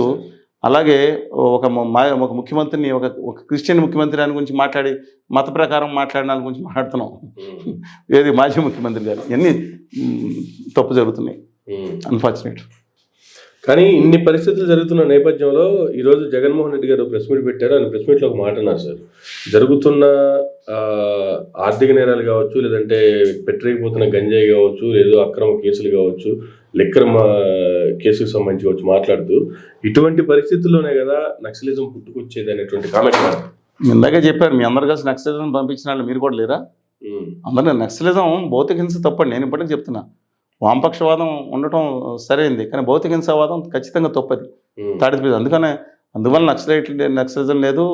ఇప్పుడు ప్రస్తుతం నక్సలిజం అనేది నక్సల్బరీలో ఉంది. ఆ తర్వాత మావోయిజం అయిపోయింది. ఆ దేశంలోనే చైనాలోనే బాగా పుట్టిన దేశంలోనే పెట్టుబడిదారి వ్యవస్థ వచ్చింది. తుఫై కొట్టడం ద్వారా రాజ్యాధికారం వాళ్ళు కంట్రోల్ చేస్తున్నారు వాళ్ళు అంతే టెంపరీగా. But coming back to the point, Jaganmohan Reddy గారు అండి ఆయన పాలన ఆయన చేసుకుంటూ ఉంటే, ఎందుకంటే సోనియా గాంధీ గారిని ఎదిరించిన కాదు జైల్లోకి వెళ్ళినా చూశారు మీరు. జైల్లోకి వెళ్ళిన ఆర్థిక నేరాలు అయితే గులాం నబీ గారు ఎందుకు మాట్లాడతారు? మా పార్టీలో ఉంటే వెళ్ళేవాడు కదండి, మీకు కక్షాదింపు చేసిందే కదా, బయటకు వచ్చిందా నిలబడ్డాడు కదైనా. కానీ ఆయన 10కి వాళ్ళకు నేను మాట మార్చాలి, ఆయన మాట మార్చారు. రాజధాని ఇదే ఇంకా డెవలప్ చేస్తాను ఉమారెడ్డి గారు మేనిఫెస్టోలో పెట్టి రోజమ్మ గారితో అందరూ చెప్పించి ఆయన 3 రాజధానులు మాట మార్చారు. ఆయన కక్షాదింపు వైపు దారి తెప్పారు. లేకపోతే 15 ఏళ్ళు రాజకీయ నాన్నగారి కంటే ఎక్కువ కాలం రాజ్యం చేసేవారు. చాలా అది వేరే సంగతి. ఆయన తప్పుదారి పెట్టారు నా అభిప్రాయం. కానీ ఒక విషయంలో పోలవరం ప్రాజెక్టుల విషయంలో కానీ, అలాగే కేసీఆర్ గారు చేసిన దిక్మాల ఒక ప్రాజెక్టు విధానం 1,00,000 కోట్లు ఆంధ్రప్రదేశ్ అప్పులు పాలైపోయింది. ఆ విధానంలో మాత్రం ఆయన నిలబడ్డారు. పోలవరం ప్రాజెక్టుకి తలకాయ తాకట్టు పెట్టిన నాకు 12,000 కోట్లు ఇస్తానన్నారు కదా, అవసరం లేదు, 14 కోట్లు అవసరం లేదని చెప్పి నేను సంతకం పెట్టిన చరిత్రలో ద్రోహిగా మిగిలిపోనని చెప్పి విధానంతో బయటకు వచ్చారు ఆయన. ఆ కోట్లను కూడా ఏదో 12,000 కోట్లు 10,400 కోట్లు వేరే అకౌంట్లో తీసుకొచ్చారు. అంతవరకు మెచ్చుకోవచ్చండి. ఇవాళ తాకట్టు పెట్టినట్టు వాళ్ళ గాలి మోటార్ల శాఖ మంత్రి కేంద్ర క్యాబినెట్గా ఉన్నాడు ఆంధ్రప్రదేశ్ నుంచి ఒక ఆయన, ఎర్రనాయుడు గారు అబ్బాయి పేరుపాటు చేసిన ఆయన బాధ కలుగుతుంటే చాలా ఫ్యాన్స్ బాధ. నేను చెప్పింది నిజం కదా, బడ్జెట్లో వెరిఫై చేసుకుని పోలవరం బయట డెడ్ స్టోరేజ్ బయటగా 135 అడుగులుగా నీళ్ళకి పరిమితం చేశారా లేదా, డ్యామ్ కట్టుకుంటే 150 అడుగులు కట్టుకుని రేపు భజన చేస్తాను. ఇవాళ ఖచ్చితంగా ఆ విషయంలో మాత్రం జగన్మోహన్ రెడ్డి గారు నిలబడున్నాడు. No second thought. Chandrababu Naidu గారు కూడా చెప్తున్నాను, ఆయన కూడా ప్రాజెక్ట్ కావాలని ఉంటుంది, సోమవారం పెట్టుకున్నారు. కానీ కేంద్రంలో ఉన్న పాలకులు లొంగిపోయారా లేదనేది ఆయన గమనించుకోవాలి. ఏదో రోజు ఆయనకు అర్థమవుతుంది. ఆయన ఆత్మసాక్షికి అర్థం. ఆ పరిస్థితులు ఏం చేయలేకపోయాను. వాళ్ళు జగన్మోహన్ రెడ్డి గారు వాళ్ళు మాట్లాడిన కూడా చూశాను. స్టీల్ ప్లాంట్ గురించి కూడా మాట్లాడిన చూశాను. డెఫినెట్గా నేను అంటున్నానండి, పోరాడే తత్వం ఇంకా మిగిలి ఉందేమో ఆయనలో అనుకుంటున్నాను. కానీ ఆ ఏ మాత్రం బయటకు వచ్చినా కేంద్రంలో ఉన్న గుజరాతీ అదానీ అనే పార్టీ బలి చేసేస్తారు. ఎందుకంటే రాజ్యసభ మెంబర్షిప్ ఇప్పించుకున్నారు గుజరాతీ పాలకులు. ఆయన చేస్తాం పరిమళాన్ని వెళ్తలేని నత్వాన్ని, ఆయన పరిమళం అంతా గుజరాత్లో వెళ్తలేడు. ఆంధ్రప్రదేశ్ దుర్గంధం కురిపించాడు లేదా తర్వాత సంగతి. ఎవరో అతిథులు కాదు. నేను చెప్పింది ఎవరికి నచ్చుతుంది నేను చెప్పింది. సరే. జగన్ గారి విరామం నచ్చకపోవచ్చు, లోకేష్ గారి విరామాలు, కళ్యాణ్ బాబు గారి విరామం నచ్చకపోవచ్చు. ఉమ్. గుండెల్లో తడి ఉన్న వాళ్ళకి, ఆంధ్రప్రదేశ్ పట్ల అంకిత భావం ఉన్న వాళ్ళకి ఇది దాటి ఆలోచించవడం వస్తుంది. సరే, జగన్మోహన్ రెడ్డి గారు 3 రాజధానుల పేరెత్తి ఆయన తప్పు చేశాడు, బాగానే ఉంది. కానీ ఇప్పుడు లోకేష్ గారు కావచ్చు, చంద్రబాబు నాయుడు గారు కావచ్చు, వైజాగ్నే ఆర్థిక రాజధానిగా కావచ్చు, లేదంటే అసలు రాష్ట్రానికి వైజాగే బెస్ట్ సిటీగా ప్రమోట్ చేస్తున్నారు. ఈవెన్ అమరావతికి, క్యాపిటల్కి రైతులు భూములు ఇచ్చినటువంటి రైతులు కూడా ఇక్కడ అమరావతికి అన్యాయం జరుగుతుంది, కూటమి అధికారంలోకి వస్తే న్యాయం జరుగుతుందని మేమందరూ ఎక్స్పెక్ట్ చేశాము. కానీ వీళ్ళు కూడా మొత్తం పోయి వైజాగ్కే తీసుకెళ్లిపోతున్నారు అనేటువంటి కామెంట్లు రైతుల దగ్గర నుంచి వస్తున్నాయి. ఇప్పుడు రైతులు మాట్లాడవచ్చు, ఎందుకంటే వాళ్ళ సంఘీభావం తెలుపుతాం. నేను మాట్లాడవచ్చు, మీరు మాట్లాడితే అర్థం ఉంది. అంబటి రాంబాబు గారు, బొత్స గారు మాట్లాడితే ఏంటండి, అమరావతికి అన్యాయం జరిగిపోతుందని ఊగిపోతారంటే నాకు అర్థం కాదు. అన్యాయం చేసిన వాళ్ళే కదండి. కాదు, ఎలా మాట్లాడుకో, వాళ్ళు ఏం చేసిన వాళ్ళే కదా. కాదు, వాళ్ళు ఎందుకు మాట పక్కన పెట్టాలి? వాళ్ళు అన్యాయం చేశారు, వాళ్ళు అన్యాయం చేసిన వాళ్ళు రెచ్చగొడుతున్నారా? వాళ్ళు అన్యాయం చేస్తే ప్రజలు తీర్పిచ్చారు, పక్కకి వెళ్ళిపోయారు, అది గత చరిత్ర. కానీ వాళ్ళు శాస్త్రం వచ్చే 29లో ఎవరు ఏందని తర్వాత సంగతి ఇవాళ. కానీ ఒకటి చెప్తున్నానండి, అమరావతిని చంద్రబాబు నాయుడు గారు వాళ్ళ తను తిప్పలు పడి దాన్ని రైట్ ట్రాక్ మీద పెట్టడానికి చూస్తున్నారు. కేంద్ర ప్రభుత్వం సహకరించకపోయినా తల తాకట్టు పెట్టి అప్పులు ఆ ప్రాంతం తెచ్చే సెల్ఫ్ సస్టైన్ మోడ్లో అనుకుంటేనే అప్పులు తీసుకొస్తా ఉన్నారు. 15,000 కోట్ల రూపాయలు అప్పులు కాపర్స్లో లేవు, అకౌంట్లోకి వచ్చి 43,000 కోట్ల రూపాయలు ఆర్డర్లు ఇచ్చారు. వర్క్ ఆర్డర్స్ ఇంకో 15,000 కోట్లు 16,000 కోట్లు ఇస్తున్నారని తెలుస్తుంది. ఆయన తిప్పలు పడుతున్నారు. కేంద్రం ఏమో ఇవ్వాల్సిన 60,000 కోట్లు బుడిదు గాడిదు ఇచ్చింది తర్వాత సంగతి అండి వాళ్ళు. కానీ ఆయన చేసే లోపం ఏంటి తెస్తే దాన్ని రియల్ ఎస్టేట్ దుకాణం కింద చేసేటట్టు పరిస్థితి కనపడతా ఉందని నేను చెప్పిన ఇంతకుముందు మాటలు ఇది సింగర్ చేసుకోండి. ఆయన స్టైయింగ్ ఇస్ డెవలప్. ఎందుకంటానంటే అక్కడ దాని ఉపాధి కేంద్రం కింద కూడా మొదలుచాలి. వాళ్ళకి వీళ్ళకి సంస్థలకు ఇచ్చేస్తే ఉపాధి అయిపోతుంది అనుకోదండి. ఒక బ్రాండిక్స్ ఫ్యాక్టరీ, ఒక అపాచీ ఫ్యాక్టరీ పెట్టి 5-6 మంది అక్కడ మధ్యతరగతి ప్రజలు ఉండేటట్టు కూడా ఆవాసం కట్టాలి కదా. కొంతమంది కట్టించారు. మధ్యతరగతి ప్రజలు ఉండని, అన్ని వర్గాల ప్రజలు ఉండని సమాజాన్ని నిర్మిస్తున్నారా? ఉన్నత వర్గాలు ఉండే సమాజం నిర్మిస్తున్నారా? సింగపూర్ మోడ్ అన్నారు. నేను ఇచ్చిన రిపోర్ట్ మీ దగ్గర ఉంది. 30 మంది నిపుణులతో కలిపి ఒక రిపోర్ట్ తయారు చేసి దేశం మొత్తం మీద మేము ఇచ్చామని చెప్పారు అధికారి గారు కూడా. మీ దగ్గర, ఆయన దగ్గర భద్రంగా దాచి ఉంచుకుని ఉంటారు. తర్వాత పక్కన పడేసారు. తర్వాత ఆయనకి ఇచ్చాం. 23 మంది వెళ్ళి రిపోర్ట్కి నేను ఏది సిటీస్లో నిపుణులు, మాజీ ఐఏఎస్ అధికారులుగా పనిచేసిన గవర్నీలు సుజాతారావు గారు ఇచ్చిన ఇన్పుట్స్ కూడా తీసుకున్నాం. వసంత్ రెడ్డి గారు ఇచ్చిన ఇన్పుట్స్ తీసుకున్నాం. డాక్టర్ బాబురావు గారు ఇచ్చిన పర్యావరణ నిపుణులు తీసుకుని నేను తయారు చేసి ఇచ్చాం. అందువల్ల దాని మీద అవగాహన ఉంది. దాని మీద అనేక దేశాలు తిరిగి వచ్చాను నేను. అనేక దేశాలు దీని మీద తిరిగి దాని మీద పరిశీలించి రాసిచ్చింది రిపోర్ట్. అది కొంత అవగాహన. దయచేసి అక్కడ ఉపాధి కేంద్రంగా నిలబడితేనే. ఎందుకంటే ఒకటి గుర్తుంచుకుని హైదరాబాద్ వెళ్ళండి మీరు నగరం. 2001లో అక్కడ 2,000 రూపాయలు, 2,500 కోట్ల రూపాయలు అక్కడ జూబ్లీస్లో కొన్ని ఫేజ్ 3లో కొన్ని చోట్ల ల్యాండ్ దొరికింది గజం. అదే మధ్యతరగతి ప్రజలు, ఎగువ మధ్యతరగతి ప్రజలు ఉండే కోకట్పల్లిలో వివేకానంద చుట్టుపక్కల 4,000 రూపాయలు ఉంది ఆ రోజు గజం. చిన్నదే 300, 400, 500 గజాలు ఎక్కువ ఉంటుంది. అన్ని 2,000 గజాలు, 1,000 గజాలు ఉంటాయి ఇక్కడ. అందువల్ల సామాన్య ప్రజలు ఉంటే కూడా ఆర్థిక స్వావలంబన పెరుగుతుంది. అందరితో కలిసిందే మనం ఉండాలి. అన్ని వర్గాలు, తాడిత వర్గాలు, మధ్యతరగతి వర్గాలు, ఉన్నత వర్గాలు ఉండే రాజధాని మనం కోరుకోవాలి తప్పితే రియల్ ఎస్టేట్తో కాదండి వర్గాలు కోరుకునేది. దారి తప్పుతున్నారు. అక్కడ వాళ్ళు చెప్పిన రైతులు చెప్పిన దాంట్లో ఇంతవరకు ప్లాట్లు లేదు. ఫస్ట్ 4 ఏళ్ళు లేదు. అంటే ప్లాట్లు అమ్ముకోవచ్చు, ఎక్కడుందో తెలియదు. కనీసం రోడ్లు వేసి పైప్ అయిన తర్వాత ఎదురు కానీ ఇచ్చేస్తే వాళ్ళు అక్కడ అద్భుతమైన టెక్నాలజీ కలిగి ఉన్నారు. ఎవరికాళ్ళు అక్కడ గోడ కట్టేసుకుని వాళ్ళే ఏదో పెట్టుకుంటారు కదా, షెడ్ వేసుకుంటారు కదా, ఆ పని అన్నా చేయలేదు. మన చెట్లు నరికారు, ఎన్నో కోట్లు పెట్టారండి 84 మళ్ళీ వర్షాకాలం నుంచి మళ్ళీ చెట్లు వచ్చినప్పుడు చెట్లు పెంచడం నరకడం కార్యక్రమం ఇది. ఎందుకని ఎవరు అడ్వైజ్ చేస్తున్నారో తెలియదు. ఆ నారాయణ గారు అండ్ కంపెనీ అంట. వాళ్ళు రైతులు అవతల ల్యాండ్ తీసుకుంటాం, అక్కడ లేఅవుట్లు వేసినా కూడా మేము ఇబ్బంది పడతాం, వాళ్ళ పెక్క మీద కత్తుకుంటే అంటే వీళ్ళే వేయాలా లేఅవుట్లు, వీళ్ళే రిజిస్ట్రేట్లు వాళ్ళకి కేటాయించాలా? నారాయణ గారు వాళ్ళు ఏం చేస్తాను కాదు. వాళ్ళ ఆవేదన నేను పాల్పంచుకుంటున్నాను. రైతులు కానీ మహిళల మీద ఇంకా కేసులు తీయలేదు. మా మీద కేసు, అమరావతి మీద కేసు థ్యాంక్స్ టు న్యాయమూర్తులకి కొట్టేశారు. మొన్న నరకాంతరం పెట్టారు, మమ్మల్ని కూడా పెట్టారు కదా. అమరావతి మీద అప్పుడు కేసు పెట్టారు కదా మా మీద. అండ్ వాళ్ళు చెప్తా ఉన్నారు మహిళల మీద ఇంకా ఉన్నాయి. వాళ్ళు చెప్పినట్టు దాన్ని అభివృద్ధి చేసి దాంతోపాటు ఒక ఉపాధి కేంద్రం కింద ఒక 5-6 మంది వచ్చే ఒక ఉపాధి కేంద్రం క్రియేట్ చేయండి. అక్కడ ఒక బ్రాండిక్స్ ఫ్యాక్టరీ పెట్టించండి. మధ్యతరగతి 20-25 ఉద్యోగం చేస్తారు. చేయకూడదా? అప్పుడు యాక్టివిటీ మొదలవుతుంది. నేను చెప్పింది సత్యం. సరే, ఆయన అడ్వైజులు ఏం చేసుకుంటారు, రియల్ ఎస్టేట్ అడ్వైజ్ తీసుకోమని నేను ఎవరిని అనవసరంగా మాట్లాడను. పాజిటివ్ తీసుకుంటారు, నెగిటివ్ ఎందుకు మాట్లాడాలి? లూలు మాల్ వస్తుంది కదా సార్, నెత్తిమ పెట్టి ముందు ఎగుతారా? 1,000 మందికి ఉద్యోగాలు, లక్షల మంది ఉద్యోగాలు, గుడ్డు ఉద్యోగాలు వస్తున్నాయి. ఏంటంటే చెప్తారు. ఇంకా గట్టిగా మాట్లాడుతుంటే మా హిందూ ఆర్య సనాతనవాదులు కొంచెం చెప్తున్నారు. సులేమాన్ గారు అంటే అక్కడి నుంచి కేరళ నుంచి మగవాళ్ళనేమో ఇక్కడేమో మహిళలు మాత్రం ఇక్కడ రిక్రూట్ చేసుకుంటున్నారంట. సరే, వాళ్ళ సంగతి పక్కన పెట్టండి. ఎన్ని లక్షల ఉద్యోగాలు వచ్చేస్తానండి, హైదరాబాద్ తీసుకెళ్తాను రండి, మీరు హైదరాబాద్ వెళ్తారు రేపు రండి, వెళ్తే అక్కడ లులుమాల మంజిరమాల్లో పెట్టారు. ఎన్ని వేల ఉద్యోగాలు వచ్చేది, 6,000 ఉద్యోగాలా? కనీసం వాళ్ళు వేరే ఒప్పందం చేసుకున్న ఆ ఒప్పందం కూడా క్లారిటీ లేదు. తెలంగాణలో ఒప్పందం చేస్తుంది గవర్నమెంట్ ల్యాండ్ ఇవ్వడానికి, ఎందుకని అక్కడ ఉత్పత్తులు పెంచి అది మార్కెట్ చేసే విధంగా. ఆంధ్రప్రదేశ్లోనే దిక్మాలిన ఒప్పందం, దానికి క్లారిటీ లేదు. వేలాది కోట్ల ఆక్షన్ దాన్ని ఎందుకంటే నాకు అర్థం కాదు. వాళ్ళు షాపింగ్ కాంప్లెక్స్ కడతారు, కట్టే కెపాసిటీ లేదా? సినిమా థియేటర్లు, సినిమాలు అలలారేదే పుట్టింది హైదరాబాద్. ఇలాంటి ట్రెండ్ సెట్ కట్టింది ఎవరు? నారాయణ గారు కదా. అది మల్టీప్లెక్స్ పట్టింది ప్రసాద్ గారు కదా. వీళ్ళెవరో సుబ్బనారెడ్డి గారు ఆ రోజు ఏదది మహేష్ రామ్ పరమేశ్వర్ థియేటర్ని అద్భుతంగా తీర్చిదిద్దలేదా? అందరూ అక్కడ వాళ్ళు అయితే ఆ సినిమా హాల్ కట్టుకోలేరు వాళ్ళు. సులేమాన్ గారు వచ్చి కట్టుకోవాలా?